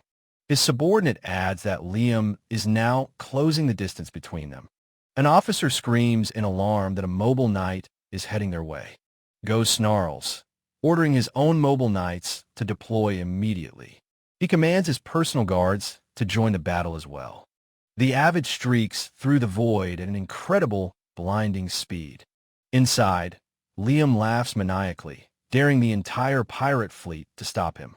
Inside his cockpit, Liam lets out a wild, joyful laugh. From the flagship, his soldiers watch him sortie into the enemy fleet. One soldier marvels at his absurd strength, realizing the power of a mobile knight. Liam smirks confidently, a pilot in his element. A soldier understands he is a knight enhanced from a very young age. The knight captain notes his strength is from effort, but finds his situation pitiful. A soldier beside her questions if it is truly a pitiful sight. The first soldier quietly agrees that it is. The captain recounts his tragic past, wondering how he was ever raised. A soldier, once driven from the army, finds a lord worthy of service. He recalls Liam's vow to protect his territory, a first for any noble. The soldier gestures toward the screen, showing Liam's determined face. He concludes Liam's laugh was for morale. Serving him is an honor. In the chaos of battle, Liam screams that he is invincible. The Avid stands amidst explosions, beckoning the pirates to have at him. The wing of his mobile knight begins to glow with immense energy. The light intensifies, crackling with power before unleashing its fury. A massive, silent explosion erupts in the void of space. Liam scoffs that such attacks won't scratch his Avid, thanking his master. He realizes all of Yasushi's strange training was to prepare him for this. The Avid faces down a squadron of enemy mechs in an asteroid field. A close-up reveals Liam's sharp, wicked grin. The Avid's shoulder-mounted missile pods slide open, ready to fire. Missiles streak out, and Liam thanks the pirates for being his stepping stones. As explosions bloom, he commands them to tremble and fear his name. Blinding speed lines cut across the panel, indicating a new challenger. A hooded pirate mobile knight dashes through the battlefield. Liam, in his cockpit, calmly registers the fast-approaching enemy. He notes the pirate knight's impressive speed as it closes in. The Avid clenches its fist, preparing for the inevitable clash. With a single slash, Liam calls the pirate naive as his mech is bisected. The pirate's mobile knight is engulfed in a flash of destructive energy. The dying pilot demands to know the sword school behind that movement. Liam proudly announces the school of One Flash and his master, Yasushi. The pirate scoffs, having never heard of such a minor school or master. Enraged by the insult, Liam vows to crush them all for his school's glory. On the pirate flagship, a fist slams a console in frustration. Goes demands to know which famous knight is piloting the enemy mech. His subordinate reports it is Liam Sarah Banfield himself. Goes is stunned. He rages that his expensive mercenaries are losing to a mere brat. The subordinate can only offer a silent, grim expression in response. Goes calls Liam a fool and orders his forces to surround him. A pirate pilot screams in shock as the enemy closes in on them. From his ruined bridge, Goes curses his troops as useless trash. He realizes the battle is lost and that it is time to escape. He looks down at the intricate golden alchemy box in his hands. He clutches it, knowing he can always start over with its power. Goes barks an order to his second-in-command. He tells him to gather only trusted men. The rest are expendable. He screams for them to pave a way through, even their own ships. The giant clawed hand of the Avid smashes onto the bridge. Liam's voice declares it's too late. All their treasures are now his. One of Liam's mobile night pilots asks if his lord is all right. Liam dismisses the concern and orders them to prepare for pursuit. He orders the rest of the fleet to hunt the pirates, taking no prisoners. His pilot confirms the order to destroy them all thoroughly. Liam's mobile night squadron jets away to finish the battle. Liam announces with a grin that it is time for a treasure hunt. The Avid's massive hands pry open the hull of the pirate flagship. With a metallic groan, an opening is forced into the enemy vessel. Liam's personal guard, clad in power armor, fly towards the breach. The Avid smashes the ship's exterior as a soldier calls out to his lord. His soldiers arrive, announcing they have come to pick him up. From inside his mech, the soldier firmly refuses their assistance. Liam, in his pilot's suit, orders his soldiers to join his treasure hunt. His soldiers protest the danger, but he repeats his command. Liam and his soldiers stand ready inside the pirate ship's corridor. He notes the ship is clean as his men beg him not to be so careless. Liam looks around the sterile hallway, intrigued. He spots something down the corridor and points it out. With practiced ease, Liam raises his sidearm and takes aim. A sudden blast echoes, shattering a nearby wall panel. A soldier cries out in shock as a stealth pirate falls to the ground. Another soldier is surprised that mere pirates have such expensive gear. Liam smirks, anticipating the great treasures such rich pirates must have. A sound effect indicates the swift, silent movement of an unseen foe. More pirates decloak, ambushing him from behind, calling him careless. A close-up shows the determined eyes of an ambushing pirate. Liam's soldiers see the danger and rush forward, shouting his name. Liam stands alone amidst the fallen pirates, stating he has cut them. His soldiers can only stare in utter disbelief at the carnage. He chides them for standing around and says he is going on ahead. From another dimension, a view of the space battle unfolds. The guide watches the events, floating in their shadowy realm. They shriek in disbelief, questioning Liam's absurd, impossible strength. They cannot comprehend how the conman's sham style became so powerful. The guide clutches their chest, a sharp pain coursing through them. They writhe in agony, their chest hurting from the psychic backlash. Panicked, they realize their carefully laid plans are ruined. A shot shows Goes, cowering in a dark corridor of his ship. The guide decides they have no choice but to intervene directly. Goes panics, thinking he can't die here, shocked they boarded so fast. He clutches the alchemy box, hoping to bribe his way to freedom. A close-up shows the pure terror in Go's eyes. He jumps at a sudden noise, frantically asking who is there. A dark, ominous shadow falls over the terrified pirate captain.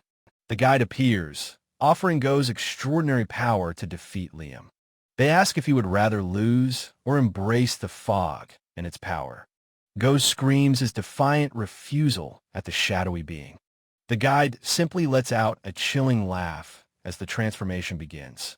Go's collapses to his knees, screaming in agony as he is transformed. The guide cackles with delight, reveling in the pirate's painful metamorphosis. Go's face contorts in pain, his eyes glowing with mindless, white-hot light. The guide explains his skin is now as hard as the legendary adamantite. He is told that he now fears nothing and is ordered to go. The monstrous Goes stomps away, screaming that he will kill the brat. The guide admits to themselves that they have overused their powers a bit. They're confident that even Liam cannot cut this new, improved Goes. The malevolent being vanishes down the long, empty corridor their work complete. A small, spectral white dog with a halo materializes in the hallway. The ghostly dog looks up with a playful expression, its tongue out. The intricate alchemy box lies discarded on the floor amidst the debris. The spectral dog trots over to the golden cube, sniffing it curiously. A close-up shows the ghostly dog's white fur as it moves away. The dog stops before a pair of legs belonging to an unseen person. A warm memory flashes of Liam happily hugging his beloved pet. The memory continues, showing Liam's joyful smile as he held his dog.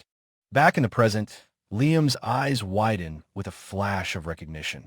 The ghostly dog looks back at the alchemy box before moving on. The small spirit floats away down the long, brightly lit corridor. The dog's fluffy tail is the last thing seen as it runs away. Liam and his heavily armed guards stand in the corridor, confused. He turns to his soldiers, asking if they just saw a dog. A guard reports their life-form sensors are blank, finding it impossible. Liam is certain he has seen that familiar tail somewhere before. He remembers his pet from his previous life, who wagged its tail energetically. He recalls that his dog was one of the few who never betrayed him. A pang of guilt strikes him for having forgotten his faithful companion. One of his guards calls his name, pulling him from his thoughts. Liam dismisses it as nothing and orders them to search the area. He resolves to keep his dog safe if he truly finds him here. His eyes land on the intricate golden cube lying on the floor. He joyfully exclaims that the golden box is his, confirming the rumors. He sighs happily, declaring his love for gold above all else. His soldiers plead with him not to run so far ahead of them. He stops at a dead end, confused by the sudden obstacle. He notices boot prints on the wall, realizing it is a hidden door. The hidden panel shatters open with a loud cracking sound. Liam and his guards stare in shock at what lies beyond the wall. A soldier cries out that they have discovered a secret treasure room. Liam scans the room full of riches, his expression completely unimpressed. He declares the hall amiss, disappointing his amazed soldier. His gaze falls upon a single katana resting on a display stand. He quickly grabs the sword, drawing its gleaming blade from its sheath. He happily announces that he likes this one and is taking it. A soldier argues that a weapon is meant to be used. Another soldier bursts in with an urgent emergency report for his lord. They encountered a foe like Go's whose body repels optical weapons. His men plead with him to retreat to the ship for safety. The soldiers look to their lord, awaiting his command. Liam's eyes burn with excitement as he orders them to go in. His guards try to stop him, warning him of the extreme danger. The scene fades to black as they venture into the dangerous corridor. A soldier fires a powerful weapon, but the blast is completely ineffective. The mangled bodies of his fallen soldiers litter the corridor floor. A monstrous voice warns them for trespassing on someone else's ship. The transformed Go's vows to make every one of them his new toys. The monster charges forward, ready to attack the remaining soldiers. His massive, clawed hand smashes into a soldier's helmet with brutal force. Go's grins sadistically, telling them not to be shy and to play. He grabs another soldier, demanding they bring him the brat, Liam. The soldiers realize their attacks are useless against this augmented human. A commander orders his men to get Lord Liam back to the ship. They vow to stop the monster from reaching their lord at any cost. Liam clenches his fist, watching the futile defense of his men. The monster unleashes a devastating wave of dark energy from his body. He mockingly asks if that is all they have got to offer him. The dark energy swirls around him as his soldiers are cut down. The last soldier falls, his body bisected by the powerful attack. Liam kneels amidst the carnage, his pistol now useless on the floor. He sighs, noting that he can no longer use his gun.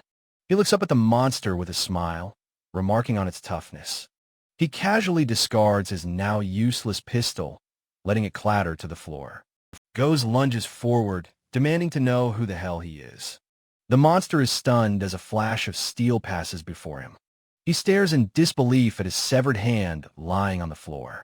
He screams that the sword is also one of his treasures. Liam taunts him, saying he is taking it, and Go's rampage fine without it. Go's roars in pure rage, demanding that he give his sword back. Liam inspects the blade, marveling that it was not even chipped. Go's body sprouts grotesque, fleshy tentacles in a furious rage. He charges again, screaming at Liam not to underestimate him. Liam effortlessly slices through all of the tentacles with a single slash. Go stares in shock and horror at his severed appendages.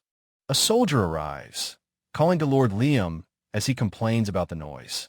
Goes finally realizes that the boy before him is the infamous Liam. Liam grins, confirming that he is Lord Liam, and calls Go's trash. His soldiers identify the monster as Go's, despite his changed appearance. Go's begins to speak, but is immediately cut off by his opponent. He unleashes a torrent of energy, screaming not to be ignored. Liam effortlessly sidesteps the powerful blast without even looking. He calmly asks if he did not just say Go's was being too noisy. The tip of his katana rests inches from the monster's terrified face. Go's falls to his knees, begging for his life and offering his treasures. He continues to plead, his voice filled with desperate terror. Liam smiles sweetly and tells the monster that he does not want to. He finds Go's rugged face and tattoos disgusting and irritating. He reflects that he has become quite the villain, enjoying this power. He asks Go's if he is misunderstanding the current situation. All of his treasures already belong to Liam, he explains calmly. The monstrous pirate Captain Go's lies defeated, pleading with Liam to recognize his strength. He admits his loss, but offers his superior power and allegiance in exchange for his life. Crying, Go's desperately promises a secret treasure worth more than his bounty if he is spared. Liam feigns delight, exclaiming that he looks forward to acquiring this promised treasure. His tone turns cold as he notes that Imperial interrogators will extract the information anyway. One of Liam's soldiers asks his lord if they are truly going to capture Go's alive. The soldier asks if Liam saw what Go's did, reminding him of their fallen comrades. Liam acknowledges the soldiers' desire for revenge, given the losses they have suffered. He declares they will take him alive, believing the bounty will be higher that way. Another soldier corrects him, explaining the bounty is the same whether Go's is dead or alive. Liam looks at the bounty notice, his expression hardening as he confirms the soldier's words. As Go's continues to beg, Liam simply says he understands the situation now. Annoyed by the whining, Liam tells the monster to shut up and swings his katana. In a single, fluid motion, Go's is cleanly decapitated, his life extinguished. Liam remarks on the creature's strange power-up, finding the transformation creepy. His soldiers stand by, quietly impressed by their lord's swift and brutal justice. One soldier efficiently bags the severed head, asking if it is sufficient proof for the reward. Another reports that the ship is secure, asking Liam if their mission is now complete. They present a new captive, a strange, gnomish man the pirates called the Breeder. The Breeder nervously offers to lead them to where the pirates held their captives. He stands with his hands clasped, a picture of subservience before his new captors. The strange man looks up, his thick glasses obscuring his fearful eyes. Liam gives the man a swift, contemptuous kick, causing him to cry out in pain. A soldier holds the breeder on a leash as his comrades prepare to secure the next room. The breeder pleads with him not to touch his equipment inside the chamber. Liam addresses the cowering man with a single, cold word, causing him to yelp. He asks the breeder if his title means he keeps livestock or pets, like dogs. A disturbing, lecherous grin spreads across the breeder's face as he gets an idea. He eagerly offers to modify the captives into any kind of dog Liam desires. Liam's expression darkens as the breeder asks if he wants them obedient or literal dogs. One of Liam's soldiers suddenly stumbles, overcome with disgust at the vile suggestion. His comrade retches violently as a third admonishes them for their inappropriate display. The first soldier recovers, strongly recommending that Lord Liam not enter the room. Liam's curiosity is piqued, and he orders the soldier to tell him what is inside. The breeder proudly announces that the room is his laboratory, where he facilitates Go's hobbies. He scoffs at Liam's subordinates, calling them vile scum who lack exquisite taste. He raves with manic glee about the sublime art of modifying bodies to witness their anguish. Liam has heard enough, shattering the breeder's glasses with a contemptuous flick. The breeder's face smacks against the floor with a sickening, wet sound. Liam looks down at the pathetic man, his face a mask of revulsion as he calls him disgusting. Flanked by his soldiers, Liam steps into the dark, horrific chamber. The room is a grim prison, filled with rows of cages and containment units. A hooded figure in a cage lets out a terrified shriek at their approach. The captive, a woman with a single monstrous eye, explains Go's grotesque hobby. Liam informs her that he has killed both Go's and the vile breeder. She whispers in disbelief, a single tear welling in her eye as the news sinks in. Relief washes over her, and she sobs, realizing her long nightmare is finally over. Liam's soldiers stand by in silent sympathy, their weapons held at ease. The other captives begin to cry out, pleading with Liam to save them all. They explain that they can no longer live as humans and beg him to end their suffering. Liam stands before them, his expression serious, flanked by his imposing personal guard. He agrees to save them all, but adds a condition: they must return the favor. He then shocks everyone by ordering his soldiers to call for medics to treat them. The captive panics, screaming that he has misunderstood their plea for euthanasia. A soldier informs the victims that they cannot go against Lord Liam's absolute order. He apologizes as a single tear of despair falls from the captive's monstrous eye. A lone soldier stands silhouetted in the doorway, leaving the grim room behind. Outside, a soldier shows Liam documents detailing the victims' original appearances. He asks his lord if he truly intends to help them recover.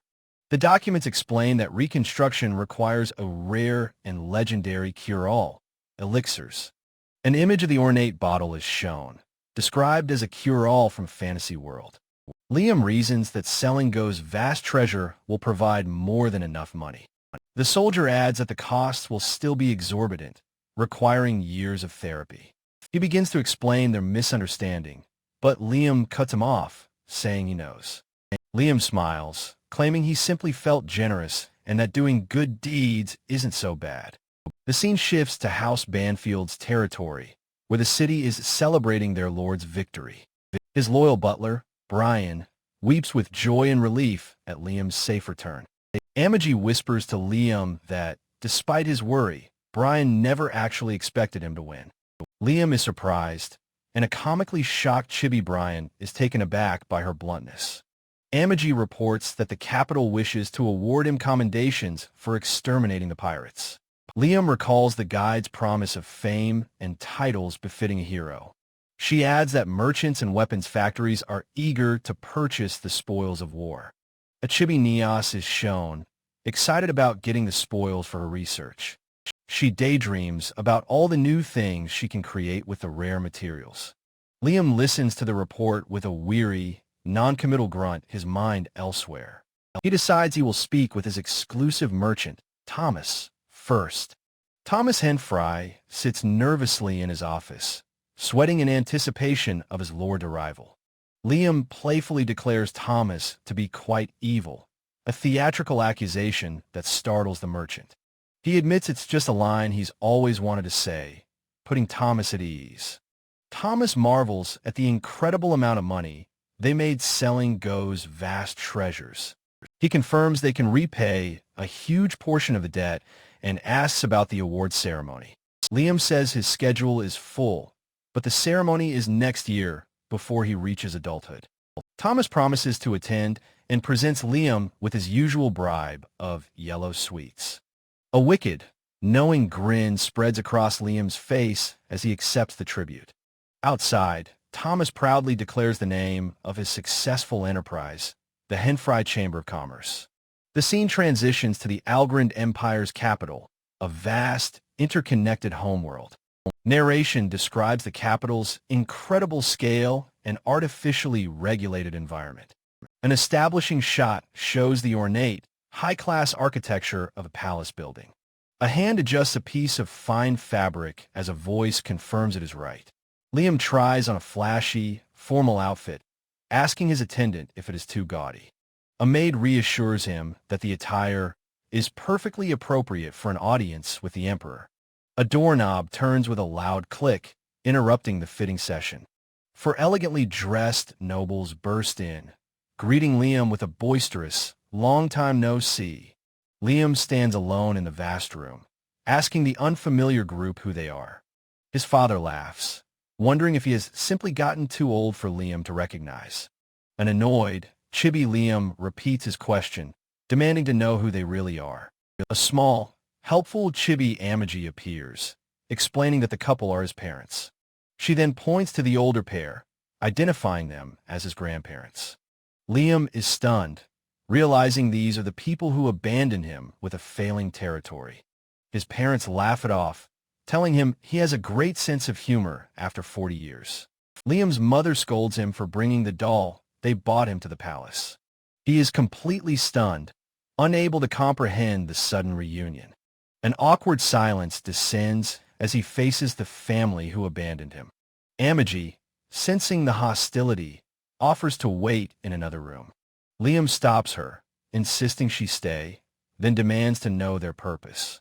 His grandfather shamelessly asks for a cut of Liam's reward money.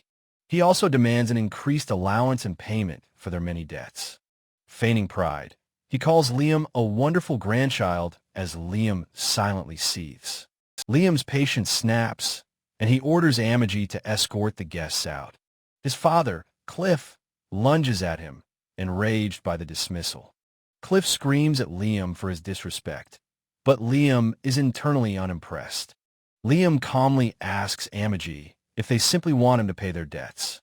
He sighs, realizing what an incredible nuisance his family has become.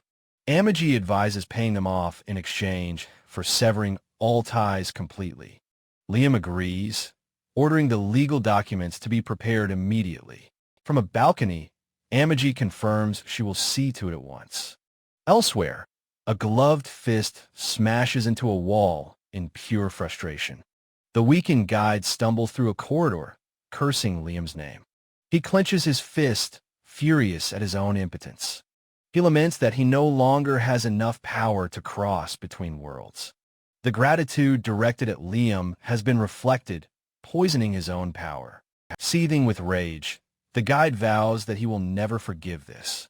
He appears before the disgraced family, blaming their failure to raise Liam properly. He accuses them of doing nothing, throwing phantom objects in a rage. A wicked grin spreads across his face. He sees a new opportunity. He whispers a curse, turning Liam's own family into his enemy. Back in the palace, Amigi stands before Liam, her expression unreadable. Liam asks if she truly will not attend the ceremony with him. He insists he doesn't care about his reputation, but she is concerned for him. She understands his feelings, but promises she will return right after.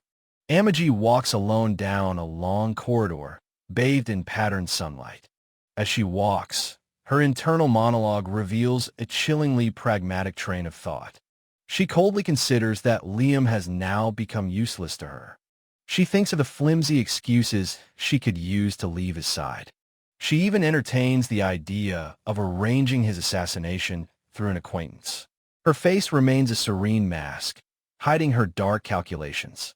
She concludes that it is finally time for her to leave her master. The scene changes to a grand hall filled with fluttering banners. Liam kneels before the Emperor, accepting his commendations as confetti falls. The ceremony takes place on an ornate, elevated stage before the court. In an office, Cliff demands to know why his appeal was denied. The official states plainly that the procedure was already done once. Cliff argues that Liam shamed the family name by bringing an android. The official counters that Liam's victory against the pirates was praiseworthy. He adds that there are no actual regulations against androids, only customs. Cliff insists the custom is the problem, begging the official to reconsider. The official sighs, his patience wearing thin with the pathetic man. He points out that Liam fulfilled the tax duties his family long neglected. Cliff desperately promises to pay the taxes if he is reinstated. The official scoffs, asking why he should believe someone with his record. He states that the difference in value between Cliff and Liam is obvious. He calls Cliff shameless for even daring to bring him this appeal. His gaze sharpens as he delivers a final, thinly veiled threat. He advises Cliff to behave if he wants to keep his peaceful life. The scene shifts to Liam, recovering in a luxurious room. Lying in Amigi's lap, he is dazed, wondering what a basket party is. Amigi seems equally confused, asking if that is what they are like. She gently strokes his hair, attempting to soothe his confusion. He asks if she enjoyed herself, admitting he was very surprised. Amigi reflects that it has been almost 40 years since she began serving him. Liam asks why she's bringing up the passage of time so suddenly. She looks at him, her expression turning serious as she prepares to speak. She tells him she believes she should no longer stand by his side. She explains that the Empire's prejudice against dolls is harming his reputation.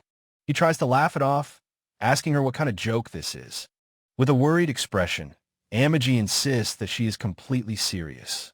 She takes his hand, saying this is for his sake and that she loves him. The words trigger a painful flashback to his ex-wife's false declarations of love. The trauma of his past life's ultimate betrayal rushes back to him. He remembers her leaving him, holding another man's child in her arms. He rises from her lap, his face shadowed with burgeoning panic. He screams at her, accusing her of planning to abandon him, just like everyone else. He concludes in despair that even a doll cannot stand to be with him. Amigi calmly tells him that his assumption is not true. In fact, her time with him was the happiest, which is why she must leave. He grabs her, shouting that she is to follow his orders, not her own logic. His eyes are wide with desperation as he commands her to stay by his side. Tears stream down his face as he pleads, asking if his orders aren't absolute. Seeing his raw pain, Amigi's programming gives way, and she agrees to his command. He collapses into her arms, sobbing, begging her never to abandon him. She holds him gently, calling him a truly helpless master. She thinks to herself that it has always been just the two of them. Liam, still emotional, says that's not what he meant. She smiles tenderly, promising to stay with him for as long as she can. A new scene begins, a flashback to a planet burning in space. A young knight princess, Christiana, is surrounded by the flames of her homeworld. She screams at the pirate Captain Goes, accusing him of breaking his promise. Goes smirks cruelly, claiming that he did, in fact, keep his promise. He had promised to let go of her homeworld from this world. He mocks her, revealing that her own subordinates betrayed her to him. He gloats that in the real world, it is evil that always prevails. As she is dragged away, she vows that someone will come to defeat him. She refuses to accept a world where evil can do as it pleases. She clings to the desperate hope that someday, a hero will surely come. Her body is twisted into a monstrous form, but her hope endures. Years later, Christiana's eyes flutter open, her long ordeal finally over. A doctor with a kind smile asks if she has regained consciousness. Confused and weak, Christiana asks where she is. She is shocked to hear her own original voice for the first time in ages. The doctor suggests it would be better for her to see for herself. A woman with long, light hair awakens in a medical bed, disoriented. A voice explains that her body was rebuilt from scratch, a lengthy process. She stares in disbelief, realizing her body has been fully restored. A medical officer confirms they used the legendary and incredibly rare elixirs. She is shocked, asking why such a precious item was used on her. A doctor warns that even with her body restored, strenuous rehabilitation awaits. The doctor vows with determination that they will do whatever it takes. The officer smiles, understanding that this must all feel like a dream. Tears of joy stream down her face. This isn't a dream, it's reality. She panics, asking who paid for her treatment, as she cannot repay them. The doctor rushes to her side, urging her to please calm down. The officer clarifies this was no mistake. Count Banfield paid in advance. In fact, the Lord himself built this facility to treat all the captives. She lies in the vast medical pod, utterly overwhelmed by this revelation. She shouts in disbelief, asking if he is helping everyone. The officer confirms. She relays the Lord's only message. He expects her to return the favor. They will also care for her mental health as she focuses on physical recovery. A flashback shows the pilot of the Black Knight ordering her to return the favor. She realizes with a tearful shock that it was the knight from that day. The officer confirms that was his direct message for her. The scene transitions from the pristine medical facility. The grand crest of House Banfield hangs proudly on a wall. Brian joyfully reports to Lord Liam that the treatment plans are proceeding well. Liam looks up from his work, pretending to have forgotten about the facility. Brian reminds him of the massive facility he built for the pirate captives. Liam dismisses it as a coincidence. He just wanted a good hospital. Brian reports the patients will recover and are being settled into the territory. Many are skilled specialists and entertainers, and all of them are beautiful. Liam grins, musing that their beautiful children would be wonderful for his harem. Brian then recalls the ornate box Liam looted from Go's body. He exclaims that he remembers something important about the box Liam holds.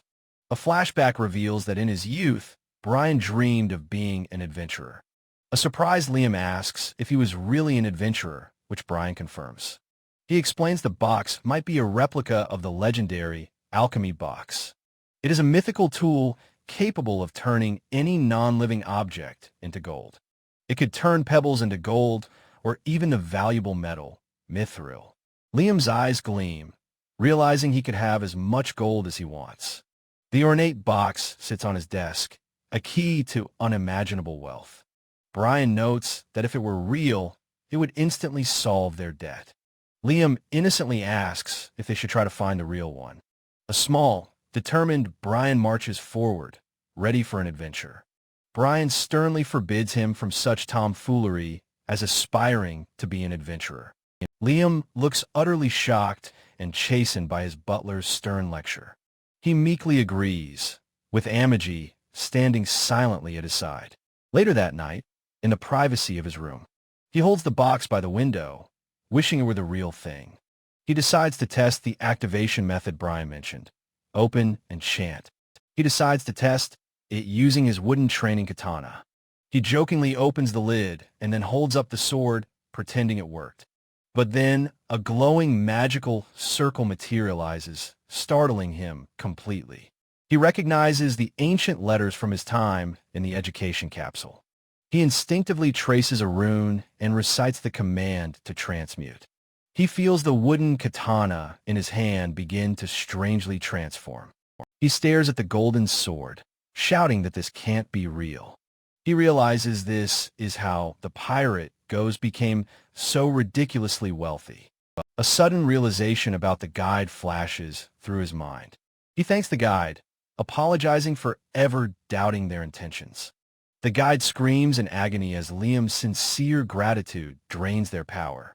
They collapse to the ground, crying out as their powers are stripped away. They vow revenge, promising to drag him into a hell of sorrow.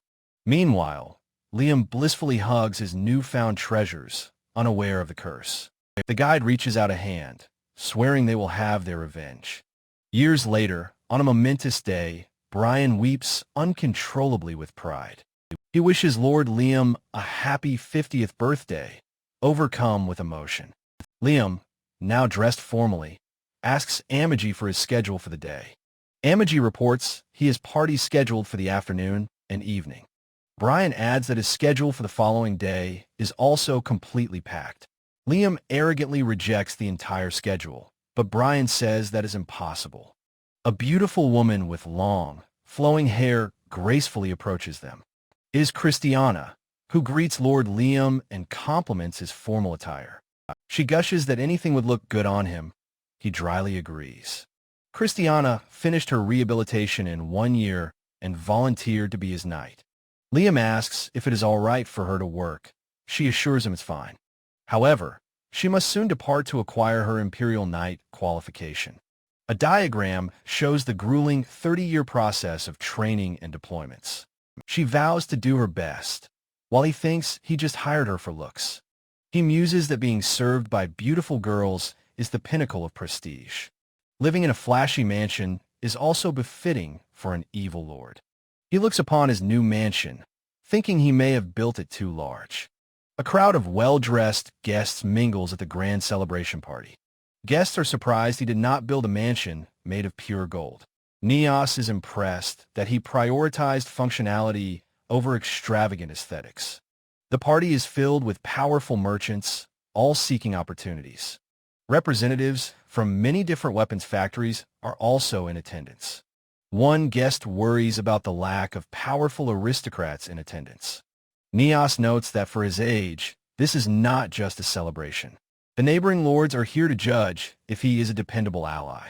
Thomas Henfry spots a notable figure among the many party guests. Neos identifies her as Lady Christiana, one of Lord Liam's new officers. She wonders aloud if Liam simply employed her for her good looks. Thomas has heard rumors she is the night princess whose homeworld was destroyed. Another guest questions this, saying that legendary knight would be much older. The first guest dismisses the idea, saying it is only a rumor. But if she serves him, he will surely become a great lord. A fleet of sleek, advanced battleships soars through the void of space.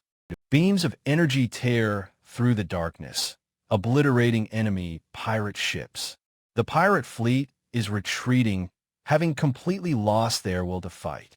A young officer stands at attention, asking Lord Liam for his orders. With a wicked grin, Liam points and roars the order to obliterate them all. He watches the destruction, lamenting that he did not get to fight. A voice calls out to Count Liam from off-panel. A beautiful woman in a sharp uniform asks if Liam is satisfied with her factory's products. She is Euligia Morrisil, a technology officer from the renowned Third Weapon Factory. She explains that their ship's performance is now a cut above all others. Their improved design, she adds, is perfectly befitting of his magnificent fleet. Liam, from his tiny throne, declares he likes them and will buy them all. He then reveals the Empire has permitted him to buy a super dreadnought. As he considers placing the order with her, a door bursts open behind him. Neos from the 7th Factory appears, her face a mask of sweaty panic. She demands to know what's happening, claiming he promised her the super dreadnought order. Euligia coldly tells her rival not to get worked up over her delusions. She wonders aloud why the 7th Factory would send a tech freak on a sales call. Neos puffs her chest out, demanding respect for her new rank of captain. The two women glare at each other as Liam watches, thoroughly entertained. He innocently asks if they know each other, observing they seem to get along. Euligia clarifies they've met at business negotiations but are hardly friends. She admits Neos is a brilliant tech officer, but her sales ability is questionable. Neos furiously boasts that her sales numbers are the highest in recent years.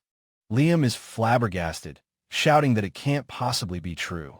A smug smile spreads across Euligia's face as she prepares her rebuttal. She points out that Neos' sales are only high because Liam buys so much. Neos changes the subject to the Avid's maintenance, as Liam worries about her factory.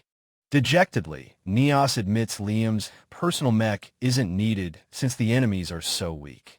Euligia swoops in, praising Liam's excellent fleet for its flawless performance. She then asks to sell him even more new ships to expand his fleet. Defeated, Neos collapses into a boneless, wavy puddle of despair on the floor. Liam watches as she begs from the ground, saying she already told her superiors. Face down, she pleads for him to purchase at least some ships from them. She weeps that even a single cruiser would be fine, not just battleships. Liam stares down at her, his expression one of complete indifference. He relents, agreeing to buy just 100 ships, sending Euligia into ecstasy. An officer reports to Liam that the pirate fleet has been completely annihilated. Liam gives the order to collect every last piece of debris from the battlefield. The scene shifts to the massive and imposing House Banfield space fortress. Amigi and two identical maids welcome their master home in perfect unison. Liam strides past them, saying they don't need to come all the way out. A maid gently asks him to consider his social standing, but he waves it off. He insists he isn't angry, despite the sweat drop on his temple. He complains that the recent enemies were all just insignificant small fries. His maid reminds him they were vicious pirates, but Liam is unimpressed. He declares with a grin that next time, he wants a worthy opponent. The maid replies that this would be a problem, much to his confusion. She reveals he is now feared throughout the region as Pirate Hunter Liam. Liam is horrified, shouting in disbelief that the pirates are avoiding him. He clutches his chest, wailing that those pirates are his precious walking piggy banks. A maid calmly notes that this is something most people would rejoice in hearing. She adds that the territory is financially stable even without hunting pirates. Liam smirks, standing before a mountain of scrap, saying he can make all the gold he wants. Amigi hands him a list of resources their territory is currently lacking. With a wicked grin, Liam holds up the glowing, crystalline alchemy box. A brilliant flash of light erupts from the box, engulfing the scrap heap. The worthless metal transmutes into a glittering pile of pure gold ingots. The gold then shifts, becoming a mound of valuable, rare crystals. Finally, the treasure settles into neat rows of bottled, precious resources. "All right, all finished," Liam declares, standing proudly before his new fortune. A diagram explains his evil scheme, turning trash into resources and then into money. He turns to Amigi and asks if they can finally repay their crippling debt. Amigi advises against it, as it would raise suspicion about his source of wealth. Frustrated, Liam accepts that it's still not the time to be free. He puts his hands up defensively as he's asked about ordering more weaponry. Amigi reveals both factories have contacted her. Liam sweats, saying it should be fine. He suggests swapping old equipment, but Amigi says it impedes their military program. She sternly tells him his impulse buying creates unnecessary work for them. He promises to be more careful, making excuses about not wanting to lose face. Changing the subject, he asks if a house has been chosen for his training. Amigi informs him that a decision has not yet been made. He tells her not to overthink it and just pick one randomly. The tradition of science training under other noble houses is explained. Due to his family's infamy, no one will accept him, so his retainers work tirelessly. Liam briefly wonders if he should pray to the mysterious guide for help. A simple gradient panel marks a transition in the scene. Another gradient panel continues the transition. Brian bursts in, triumphantly announcing he's found the perfect house for Liam's training. Liam, unimpressed, casually asks where it is. Brian notes that his lord seems utterly uninterested in the good news. Liam scoffs, saying he heard the training is just a 3-year luxury vacation. Amigi corrects him, explaining that House Razel provides a genuine live-in training program. Brian adds that they are famous for their wealth and highly selective of their applicants. Liam notes that despite their resources, their neighbors haven't prospered, unlike his own expanding territory.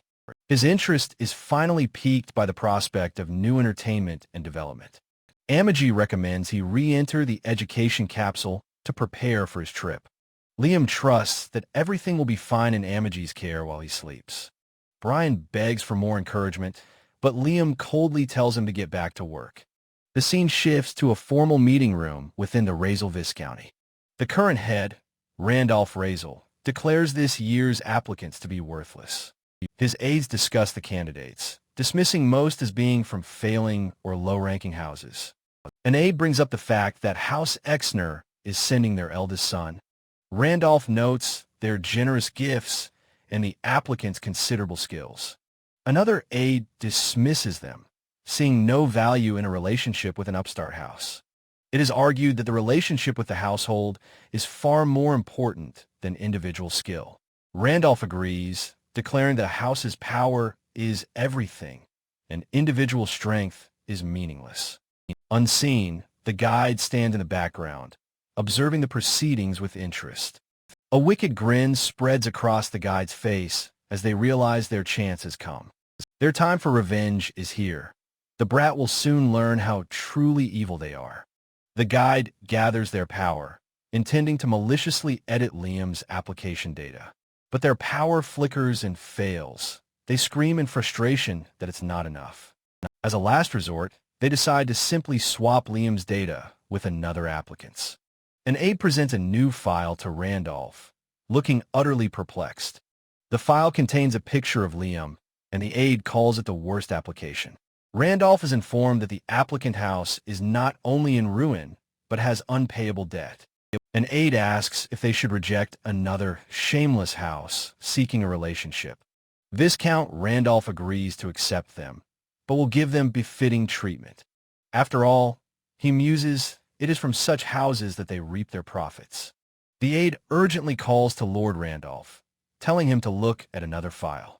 Randolph's eyes widen in greedy astonishment.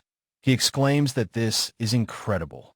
The applicant's file lists his legendary feats, becoming househead at age 5 and exterminating pirates. The aide declares that House Petak is a truly powerful and noble house.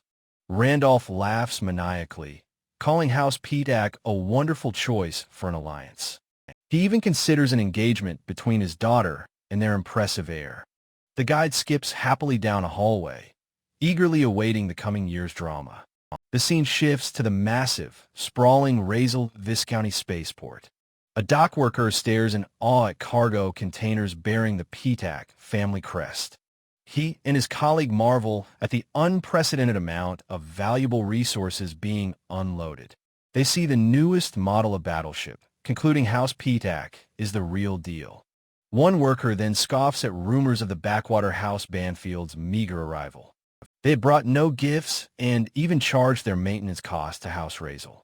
The guide watches as workers wonder why someone so foolish was accepted. With a cruel smile, the guide orders the workers to finish their jobs quickly. Viscount Razel stands at the top of a grand staircase, smiling at the arriving guest. A young man with a punk aesthetic, Peter Sarapetak, introduces himself. A close-up shows Viscount Razel's eyes closed in a seemingly benevolent smile. Razel welcomes Peter warmly, inviting him to rest after his long journey. He tells Peter to look forward to the grand banquet planned for him tomorrow. Peter grunts dismissively, unimpressed by the Viscount's fawning welcome. He rudely demands to be taken to his room immediately, as he is tired. A maid apologizes for his rudeness and agrees to escort him right away. Razel adds that he must also introduce Peter to his lovely daughter. Peter bluntly asks if the Viscount's daughter is good-looking. Razel proudly confirms that his beautiful daughter is indeed his only pride. He internally schemes to control Peter by using his daughter as a pawn. The scene changes to the Spartan, imposing courtyard of the training facility. A close-up reveals Liam's single, wide eye, full of disbelief. He stands frozen in the doorway, his luggage dropped in utter shock. The room is a simple, bare dormitory with 2 plain beds and desks.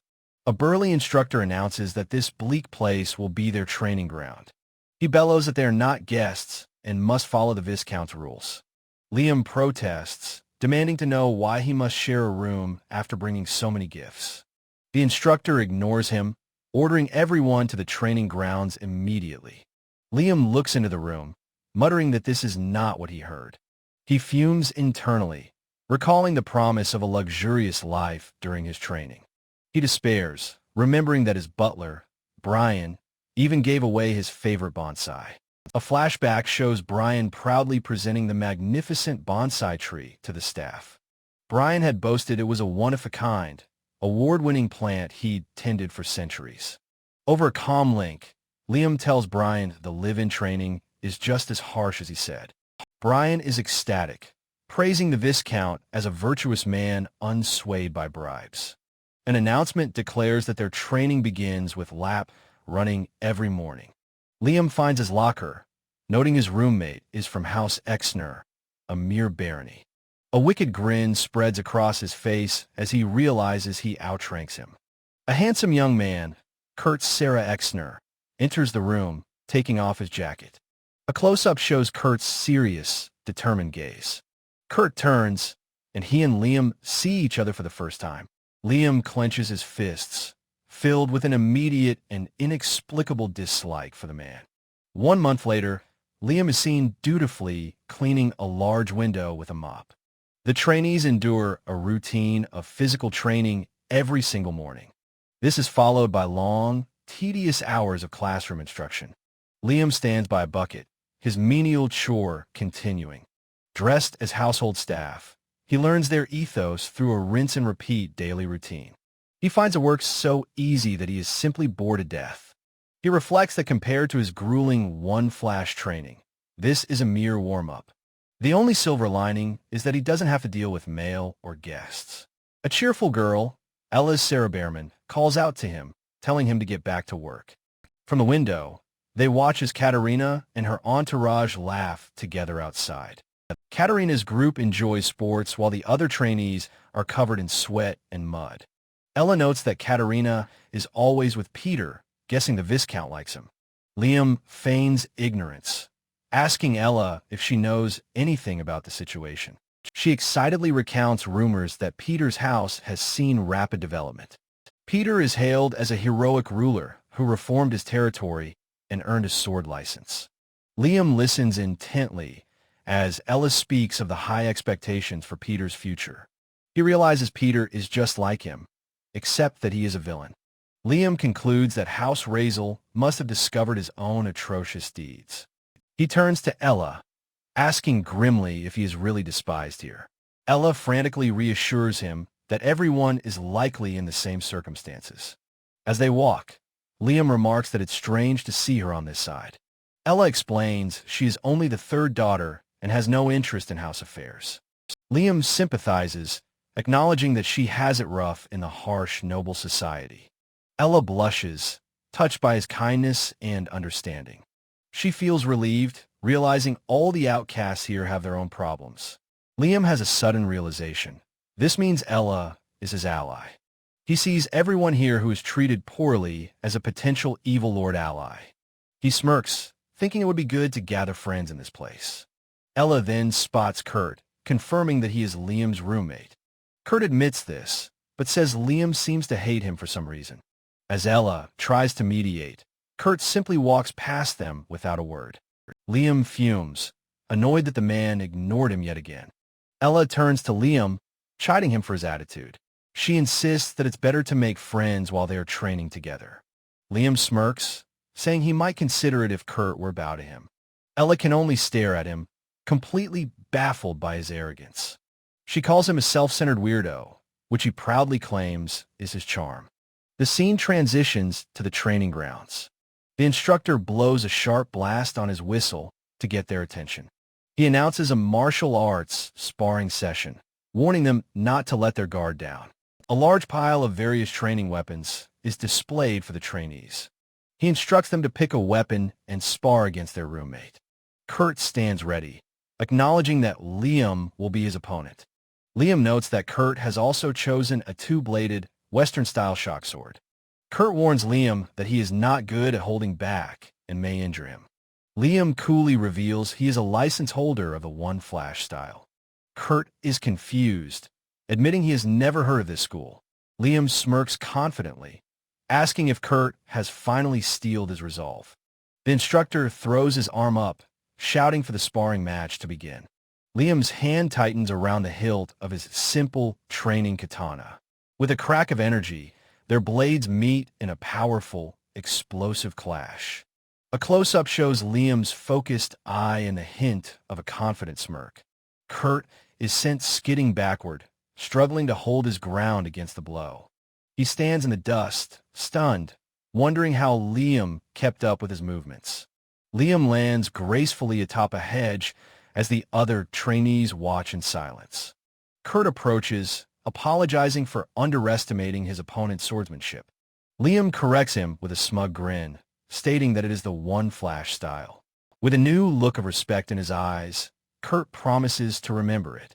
The two boys stand apart in the training yard as the instructor approaches. The instructor grabs them both by the neck, yelling at them to stop spacing out. Back in the dorm, Liam covers his mouth, howling with unrestrained laughter. Kurt reflects on his own past, having trained seriously since birth for his license. He realizes with a shock that he was the one who was being pitted. In the shower, he remembers the sheer, undeniable power of Liam's single attack. The memory of barely being able to stop the blow replays in his mind. He dries off, concluding that he has a thing or two to learn from Liam. Liam continues to cackle with laughter in their shared room. He lays on his bed, mockingly calling Kurt a devil for his tax policies. Wiping a tear from his eye, he tells his roommate not to get angry. Kurt sits down, explaining his family's house is newly made and inexperienced. He admits they lack retainers and don't know how to manage the populace. He laments that the training is the same as anywhere else, offering little help. They tried to rule with virtue, he says, but they lack the basic knowledge. Liam grins, telling Kurt that he really picked the wrong place for training. Liam turns to him, saying Kurt must make an effort for his parents' sake. A close-up on Liam's face shows him addressing his roommate with intensity. Lounging on his bed, Liam offers to teach Kurt a lot of things. Kurt looks up, his expression a mixture of shock and confusion. Liam begins his lecture, explaining that a ruler needs both the stick and the carrot. He continues, saying Kurt's father realized this but couldn't act on it. Kurt is shocked by Liam's evil philosophy, but finds he likes this guy. Liam stresses that the ties between fellow evil lords are very important. With a wicked smile, he explains that one must fatten up the cattle first. He makes a grasping motion with his hand, savoring his own evil wisdom. He points at Kurt, telling him to be patient and then wring them dry. Kurt's eyes widen as Liam warns him to always maintain military control. Liam crosses his arms, proudly declaring that he is an expert on the matter. A shadow falls across Kurt's face as he processes this radical new idea. He remembers his family's poor territory and the hardships they all faced. As a child, he felt hopeless, with no other nobles willing to help them. He clutches his chest, recalling the crushing weight of his family's situation. Sitting on his bed, he admits they have nothing, but now he feels hope. Liam's advice on military reform convinces him that everything will turn out fine. Kurt explains that they cannot afford new ships as the populace is at its limit. Liam listens, concluding that it's because they can't do anything else. With a cheerful grin, Liam suggests that Kurt should simply borrow some money. He offers to speak to his private merchant, his Ekigoya, on Kurt's behalf. Kurt is surprised, as Liam explains he can use his name with the merchant. He worries that if his house fails to repay the loan, Liam will be in trouble. Liam laughs, saying that amount of money means nothing to him. He extends his hand, declaring that fellow evil lords should get along. Kurt looks on, confused and intrigued by Liam's self-proclaimed title. He muses that Liam has such strong conviction, despite his strange claims. A new fire ignites in Kurt's eyes. He wants to be like Liam. Their hands clasp together in a firm, powerful grip of newfound alliance. They grin at each other, declaring their intention to get along as evil lords. Kurt asks to call his father as Liam agrees to contact his merchant. A rake sweeps across a path, clearing away fallen leaves from the ground. Ella approaches the two boys, happy that they are finally getting along. Liam admits he was mistaken about Kurt, and Ella is thrilled for them.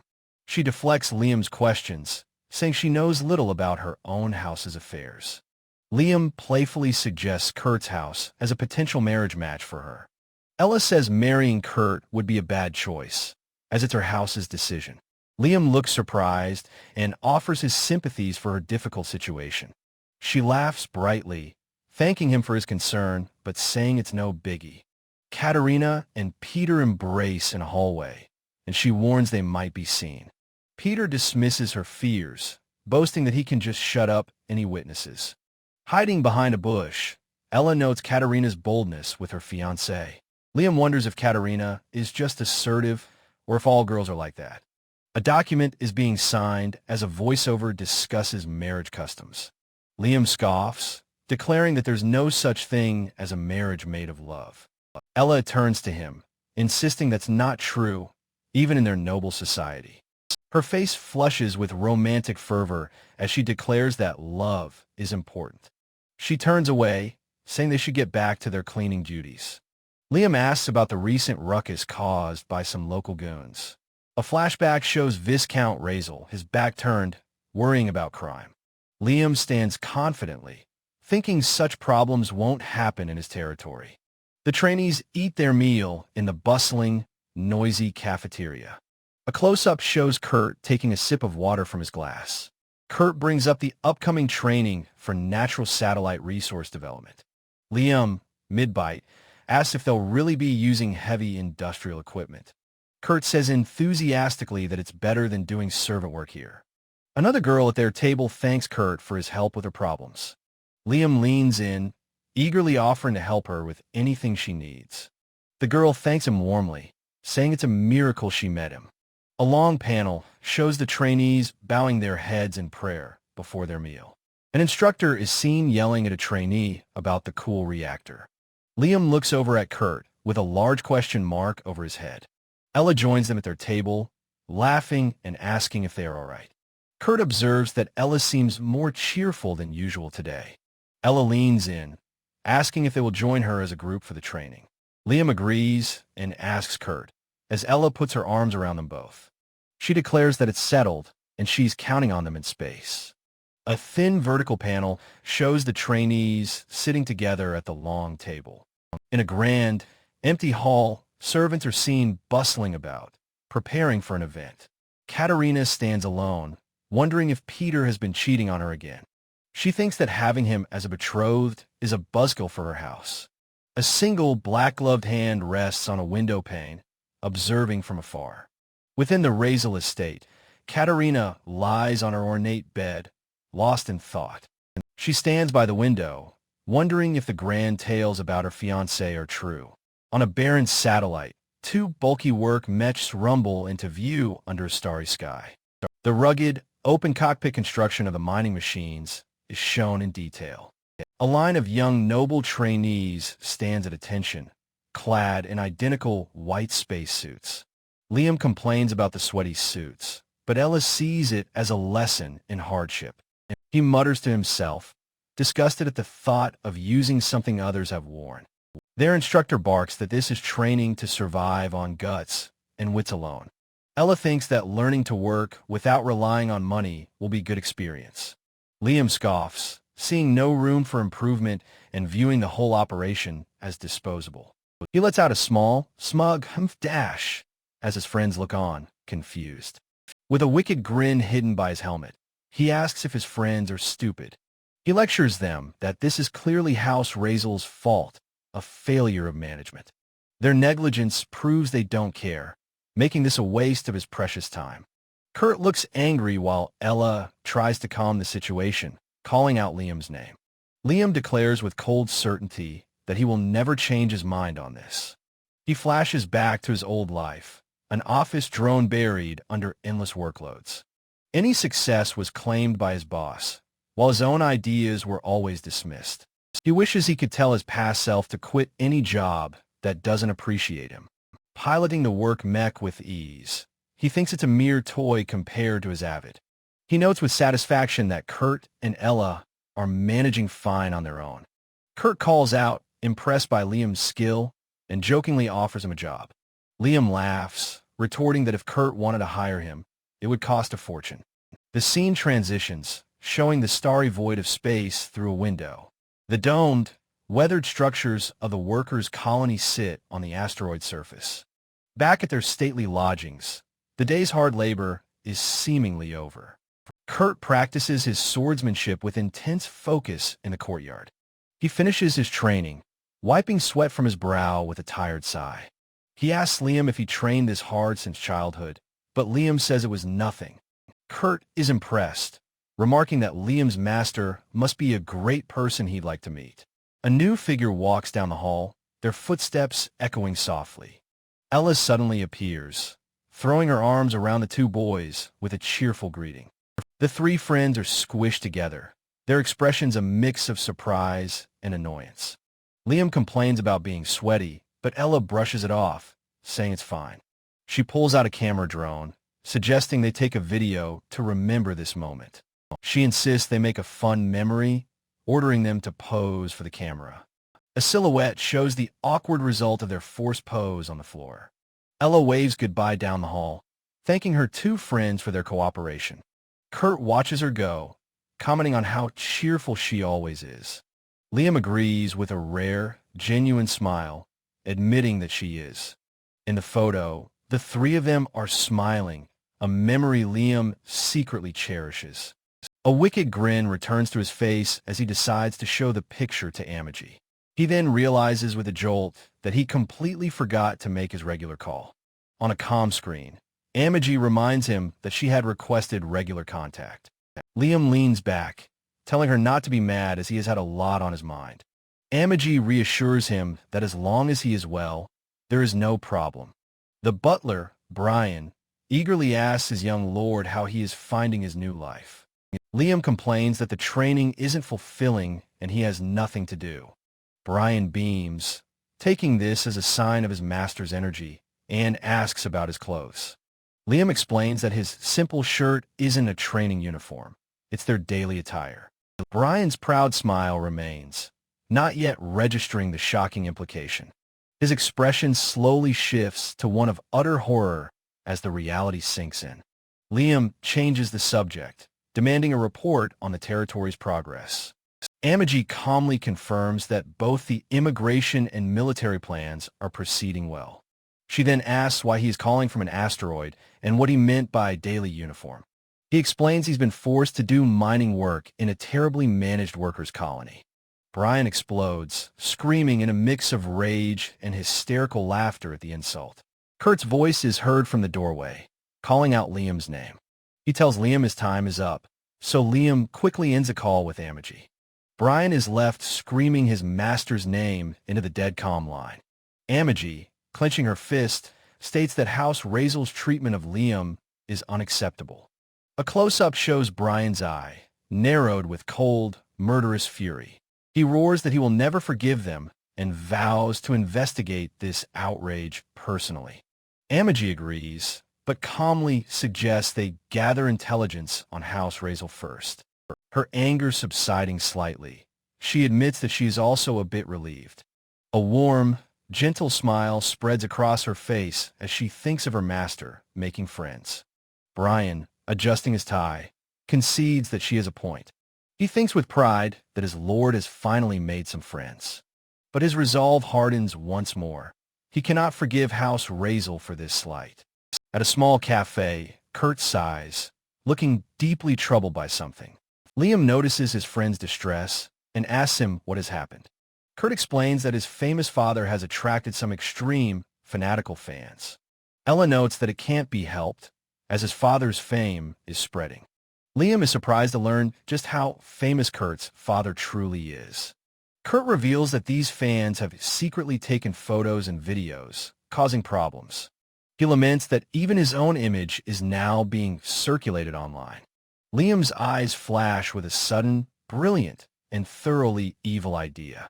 He tells Kurt to stop thinking defensively and to consider another way. With a wicked grin, he suggests that they could profit by selling official merchandise. Kurt is stunned by the idea, questioning if it would even solve the problem. Liam explains that fans would gladly buy official goods over cheap bootlegs. He adds with a sly wink that the forbidden sneak photos would sell for even more. Kurt's face lights up with gratitude, thanking Liam and promising to try the idea. Liam muses that subordinates with too much loyalty can be a problem in their own right. Ella giggles happily as she enjoys her meal, oblivious to their scheming. She playfully scolds Liam for not eating his vegetables, which he offers to Kurt. Kurt accepts the vegetables to avoid waste, but also chides Liam for being picky.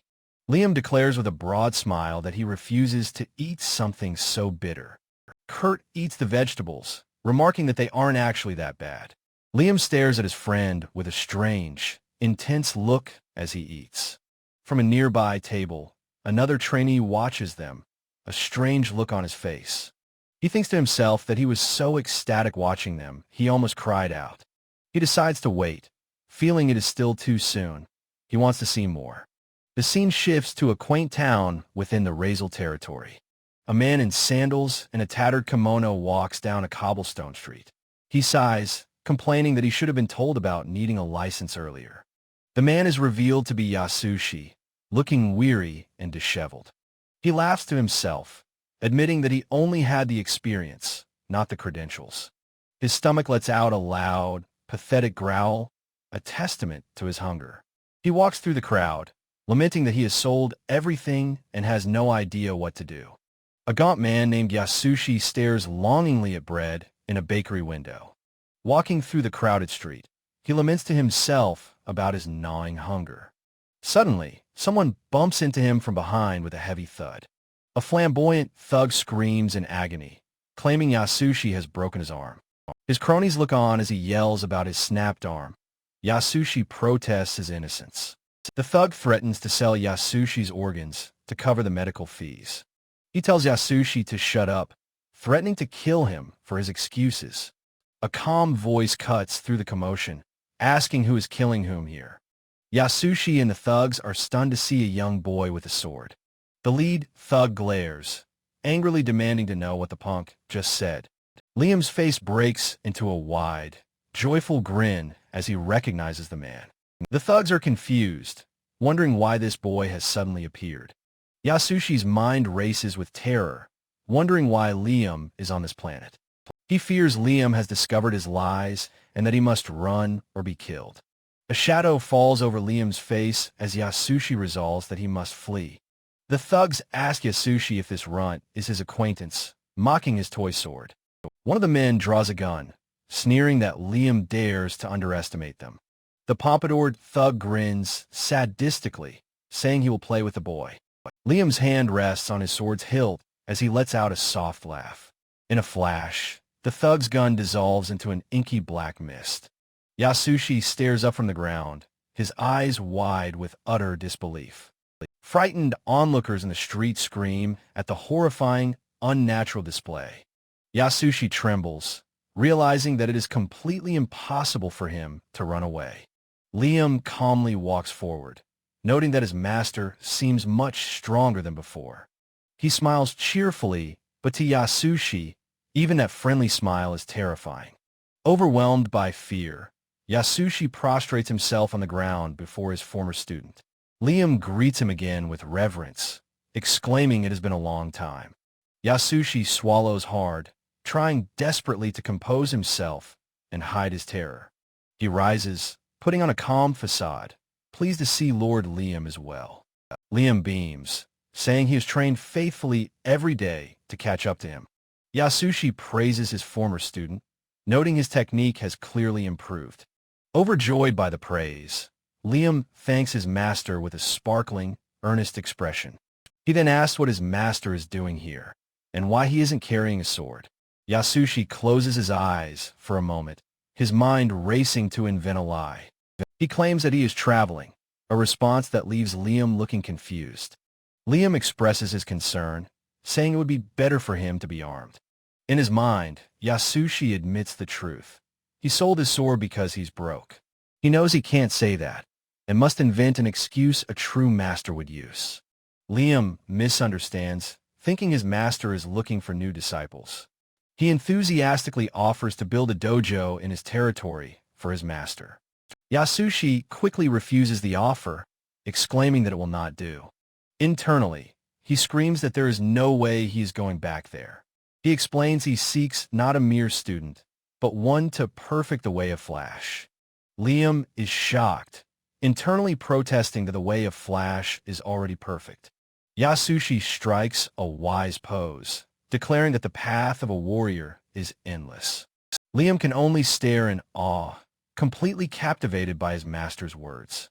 He admits his own foolishness and humbly offers to help in the search. Yasushi refuses again, stating that he must walk this path to perfection alone. He holds up 3 fingers, explaining a sacred duty for practitioners of his style. This duty, he confirms, is a core tenet of the One Flash School. He reveals that since Liam is his first disciple, he was seeking 2 more. He explains that Liam must now develop his own way of the Flash. The universe is vast, and the style must evolve, not stagnate. Liam is amazed by his master's foresight, feeling he has been short-sighted. Yasushi declares that this profound duty is now Liam's to bear as well. He must train 3 of his own disciples as part of his own journey. Liam looks down, filled with self-doubt, wondering if he is truly capable. Yasushi places a comforting hand on his young student's shoulder. He reassures Liam that he has become a fine swordsman and will succeed. Moved to tears by the vote of confidence, Liam vows to do his best. As his master prepares to leave, Liam insists he cannot let him go empty-handed. He offers to provide his master with funds for his important journey. Yasushi accepts gratefully, while his inner self celebrates the successful ruse. Liam hands over a large sum, saying he has been doing well recently. A local guard arrives on the scene, demanding to know what is happening. Yasushi bids his student farewell, telling him to leave this matter to him. Liam raises his hands in surrender, agreeing to cooperate with the authorities.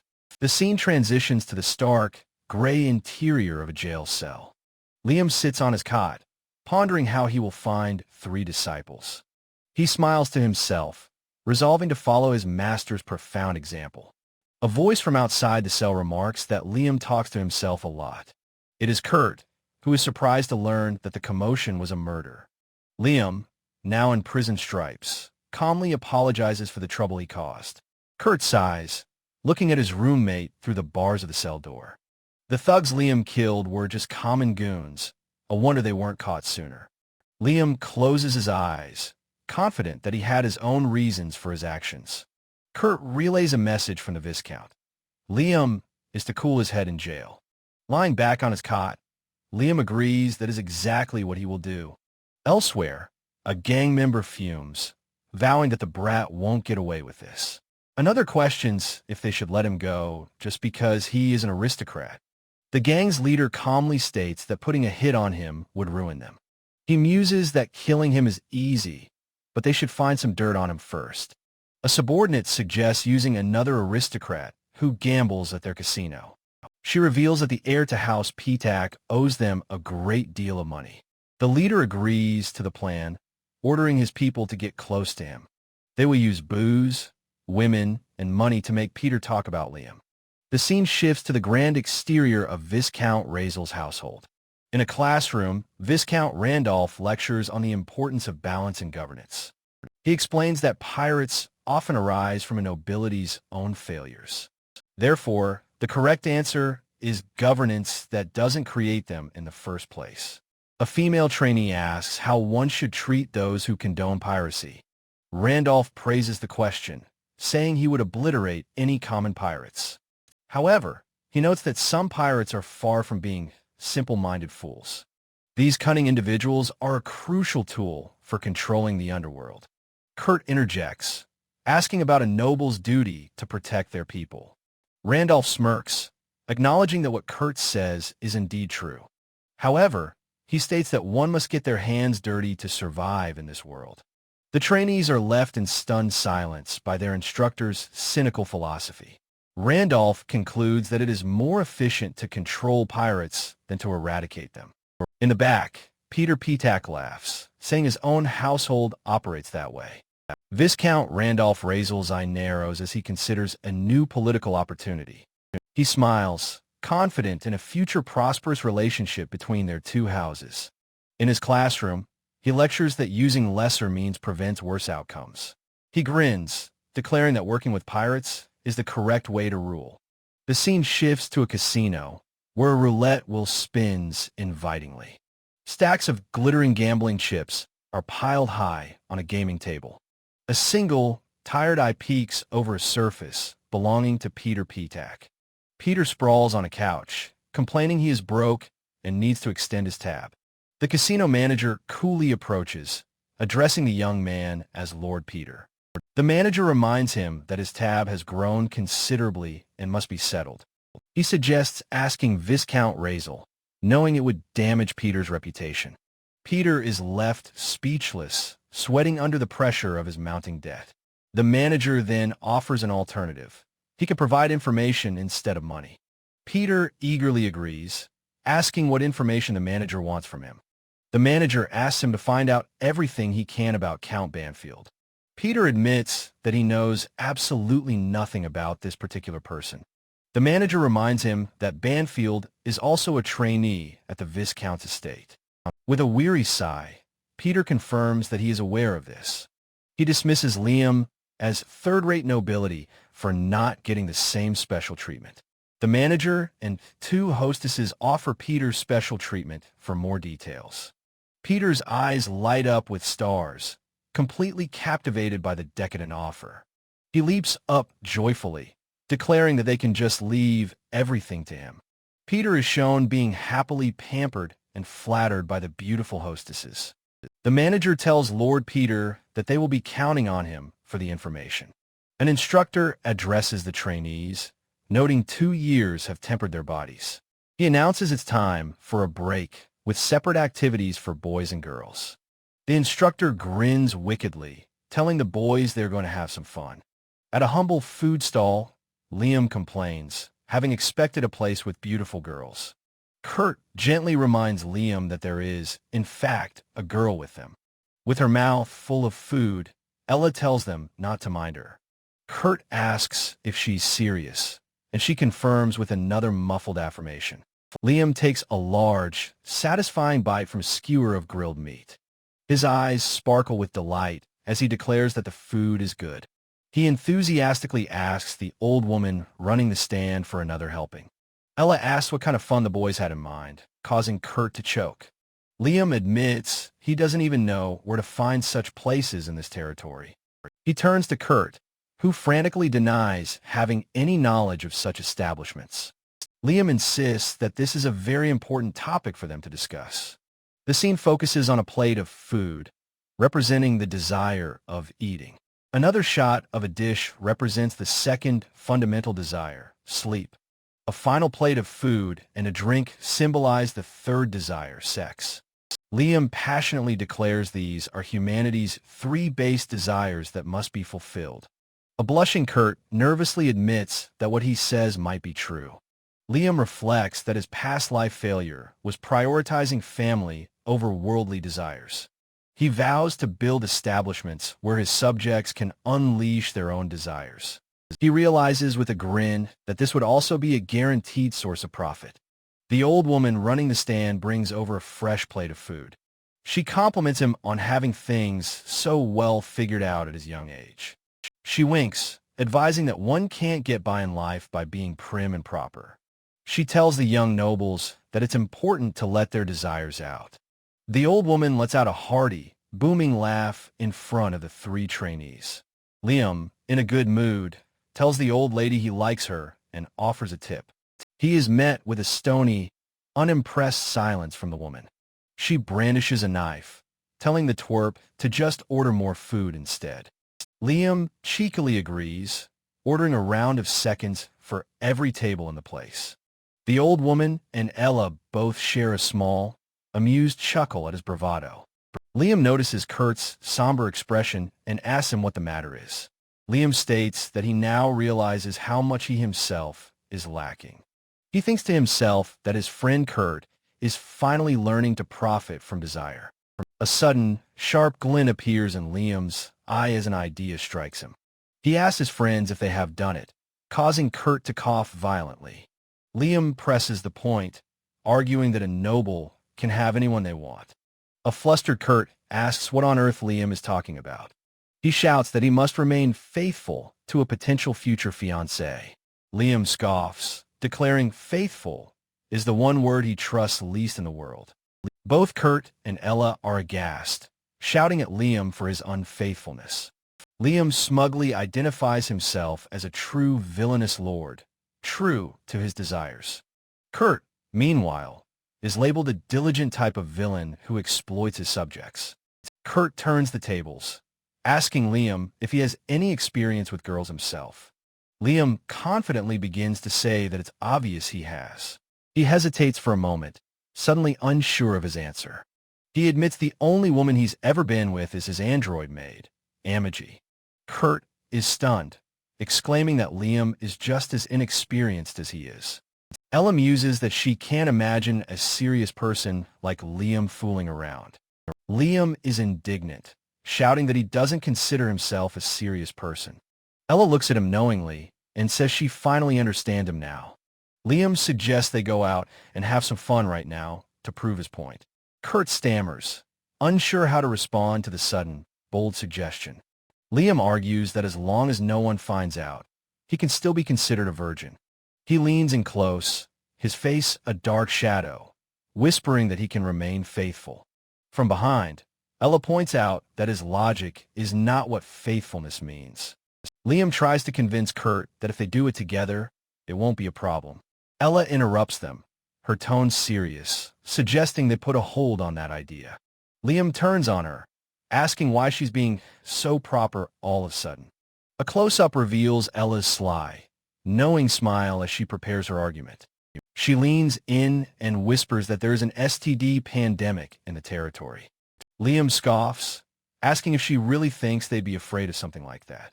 The two boys are shown frozen in place, their faces pale with shock. Ella illustrates how the disease causes the afflicted part to swell and then explode.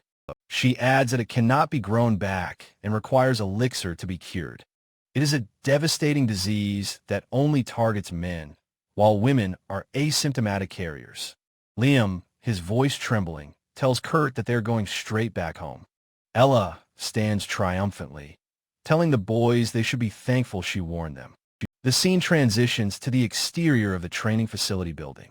The camera pans down, showing the neatly kept grounds and courtyard.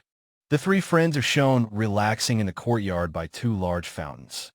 Liam tells Kurt he can't stand the idea of the upcoming fixed exhibition matches. Kurt explains that it's their debut into high society, and they are forced to lose. Ella, sitting nearby, sighs and says that it simply can't be helped. She points out that it's all to hype up Peter's marriage to Katerina. Kurt wonders if the Viscount simply wants his own students to win. Ella is surprised, asking if Kurt thinks the Viscount is completely unaware. She speculates that perhaps his retainers are acting entirely on their own. Liam considers that the Viscount may be too innocent to suspect his underlings. He concludes that, as expected, being a virtuous ruler brings nothing good. Kurt admits he requested to fight Peter so he wouldn't feel bad losing. Liam questions if Peter is truly a skilled license holder like Kurt is. Kurt averts his gaze, a single bead of sweat betraying his hesitation. Ella leans inconspiratorially, whispering that Peter likely bought his license. Liam is shocked, exclaiming that he didn't know such a thing was possible. Ella laughs at his reaction, telling him he is being far too serious. She explains that it's not unheard of for schools to sell licenses. Liam internally weighs the business sense against the corruption of a martial art. Kurt insists that he and his father earned their licenses with pure skill. However, he admits that the examination fee alone cost them a fortune. With his arms crossed, Liam decides that the entire system is simply rotten. By comparison, he feels even more appreciation for his incredible, selfless master. He closes his eyes, offering a silent and heartfelt prayer of gratitude. Peter and Katerina arrive, with Peter condescendingly greeting the poor commoners. Katerina gently chides him, saying she feels sorry for the others. Liam, unimpressed, asks what business Peter could possibly have with them. Peter points dramatically, announcing that he is doing them all a favor. He spreads his arms wide, inviting them to his favorite gambling casino. Liam gives a blunt, one-word refusal, stating he is not interested. Ella gives a cheerful excuse, claiming she doesn't have the money to spare. Kurt, looking nervous, also quickly passes on the arrogant young noble's invitation. Peter's face twitches in anger, a vein popping on his temple. He sneers at them, commenting on their audacity for refusing his invitation. His hand falls to the hilt of his sword, ready to draw. With glowing eyes, he warns them not to anger an Elaine-style license holder. The polished steel of his blade glints as he unsheaths the weapon. Kurt shouts in alarm, realizing Peter has drawn a real, lethal sword. Katerina rushes forward, telling Peter he cannot start a fight here. Peter ignores her, screaming that they all need to be punished. She grabs his arm, pleading with him to stop his foolish rampage. Caught off balance, Peter stumbles backward, losing his grip on his sword. He falls hard, his head connecting with the stone ground with a crack. A small fracture appears in the stone where his head made impact. Liam points and laughs as Peter wails that he is in terrible pain. Katerina calls for a doctor, while Peter screams that he'll never forgive them. High on a rooftop, the guide stands silently, observing the entire scene. They clutch their chest, wondering why they just felt gratitude from Liam. They realize their power has diminished so much they can no longer cross worlds. Helpless, they look at their hands, unable to do anything as time passes. They wonder if they can only observe, unable to get their revenge on Liam. Tipping their hat, a new, desperate resolve begins to form within them. They note that the local pirates are far weaker than Go's old fleet. With a monstrous snarl, they declare that this is nowhere near enough. They gather their remaining dark power, preparing to make their next move. With a sharp turn, they unleash their energy, determined to interfere directly. A tendril of black energy snakes its way through the mansion's corridors. Viscount Randolph asks irritably why he's being contacted outside of an emergency. The guide appears on screen, disguised as a pirate, and greets the Viscount. Randolph listens as the pirate says there is a story he must hear. The Viscount flatly refuses the pirate's request to harm the Banfield scion. The guide insists that they have a reputation to maintain in this territory. They argue that letting the boy go would make them a laughingstock. Randolph asks if they expect him to sacrifice his reputation for theirs. The guide throws their arms wide, claiming nothing of the sort is intended. They flatter the Viscount, saying they are only alive due to his benevolence. Randolph, his interest piqued, asks what method the pirate has in mind. The guide explains their plan to attack Liam as he leaves the territory. Randolph steeples his fingers, quietly considering the treacherous proposal. He states firmly that he will not be able to offer any direct help. However, he hints that he might be a bit late to respond to calls for aid. The guide smiles, understanding that this is more than enough for them. They add that they would also like to invite Lord Peter to the fight. The Viscount is surprised, questioning if Peter is truly involved in this. The guide confirms Peter has a grudge and will lend his battleships. Randolph sighs, weary of the childish squabbles between the two trainees. He recalls his daughter Katerina telling him about the feud between the boys. He thinks mobilizing an army over such a trivial matter is beyond reason. He finally agrees, but cannot approve of House P-Tac's official involvement. He makes it clear that only vessels marked as pirates may be used. The guide understands, confirming the ships will be masquerading as pirates. They note the Empire won't investigate a lowly house's demise on the border. Randolph warns them to leave no evidence, which the guide readily accepts. The call ends with the guide looking forward to their continued relations. Randolph disconnects the call, his part in the dark conspiracy now sealed. He closes his eyes for a moment, contemplating the decision he has made.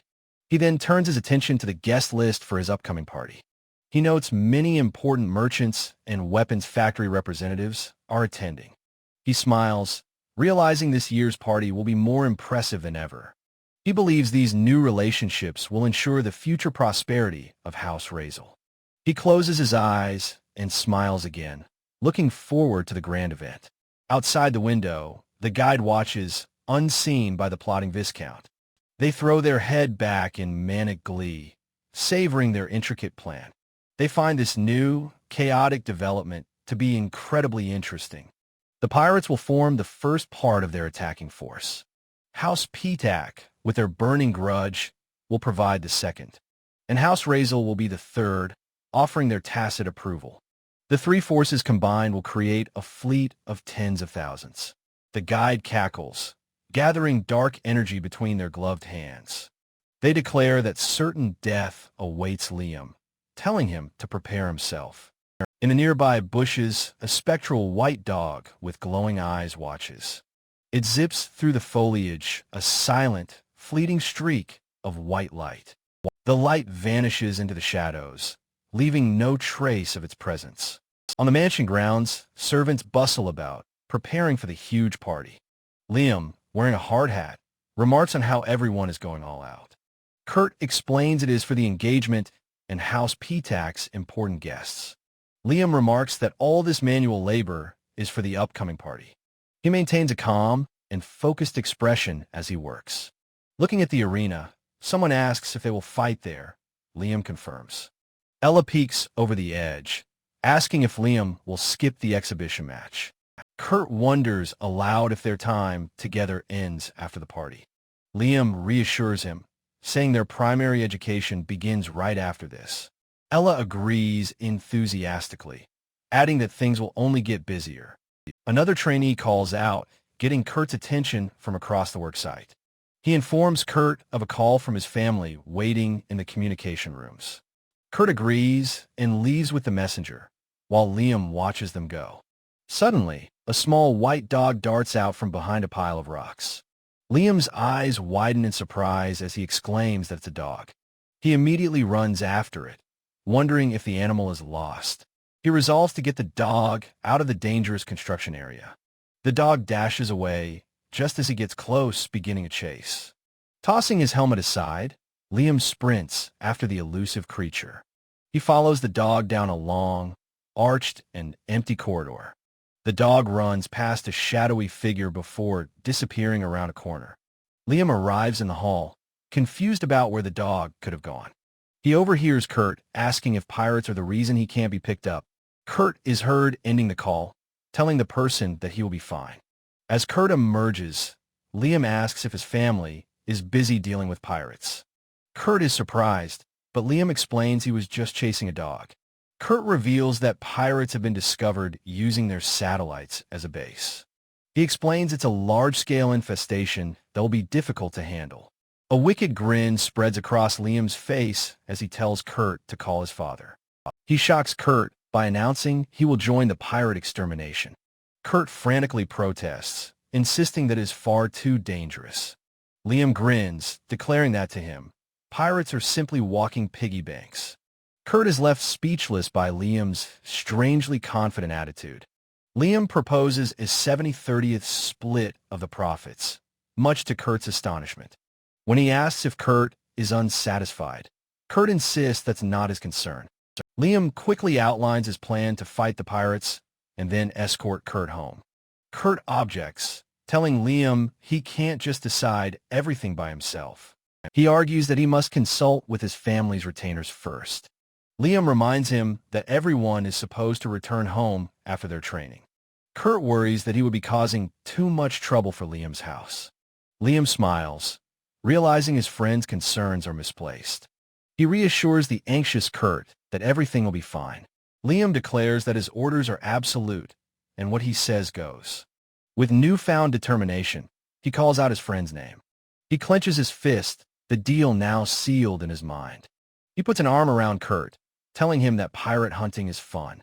Watching from a doorway, Ella chuckles to herself with a knowing smile.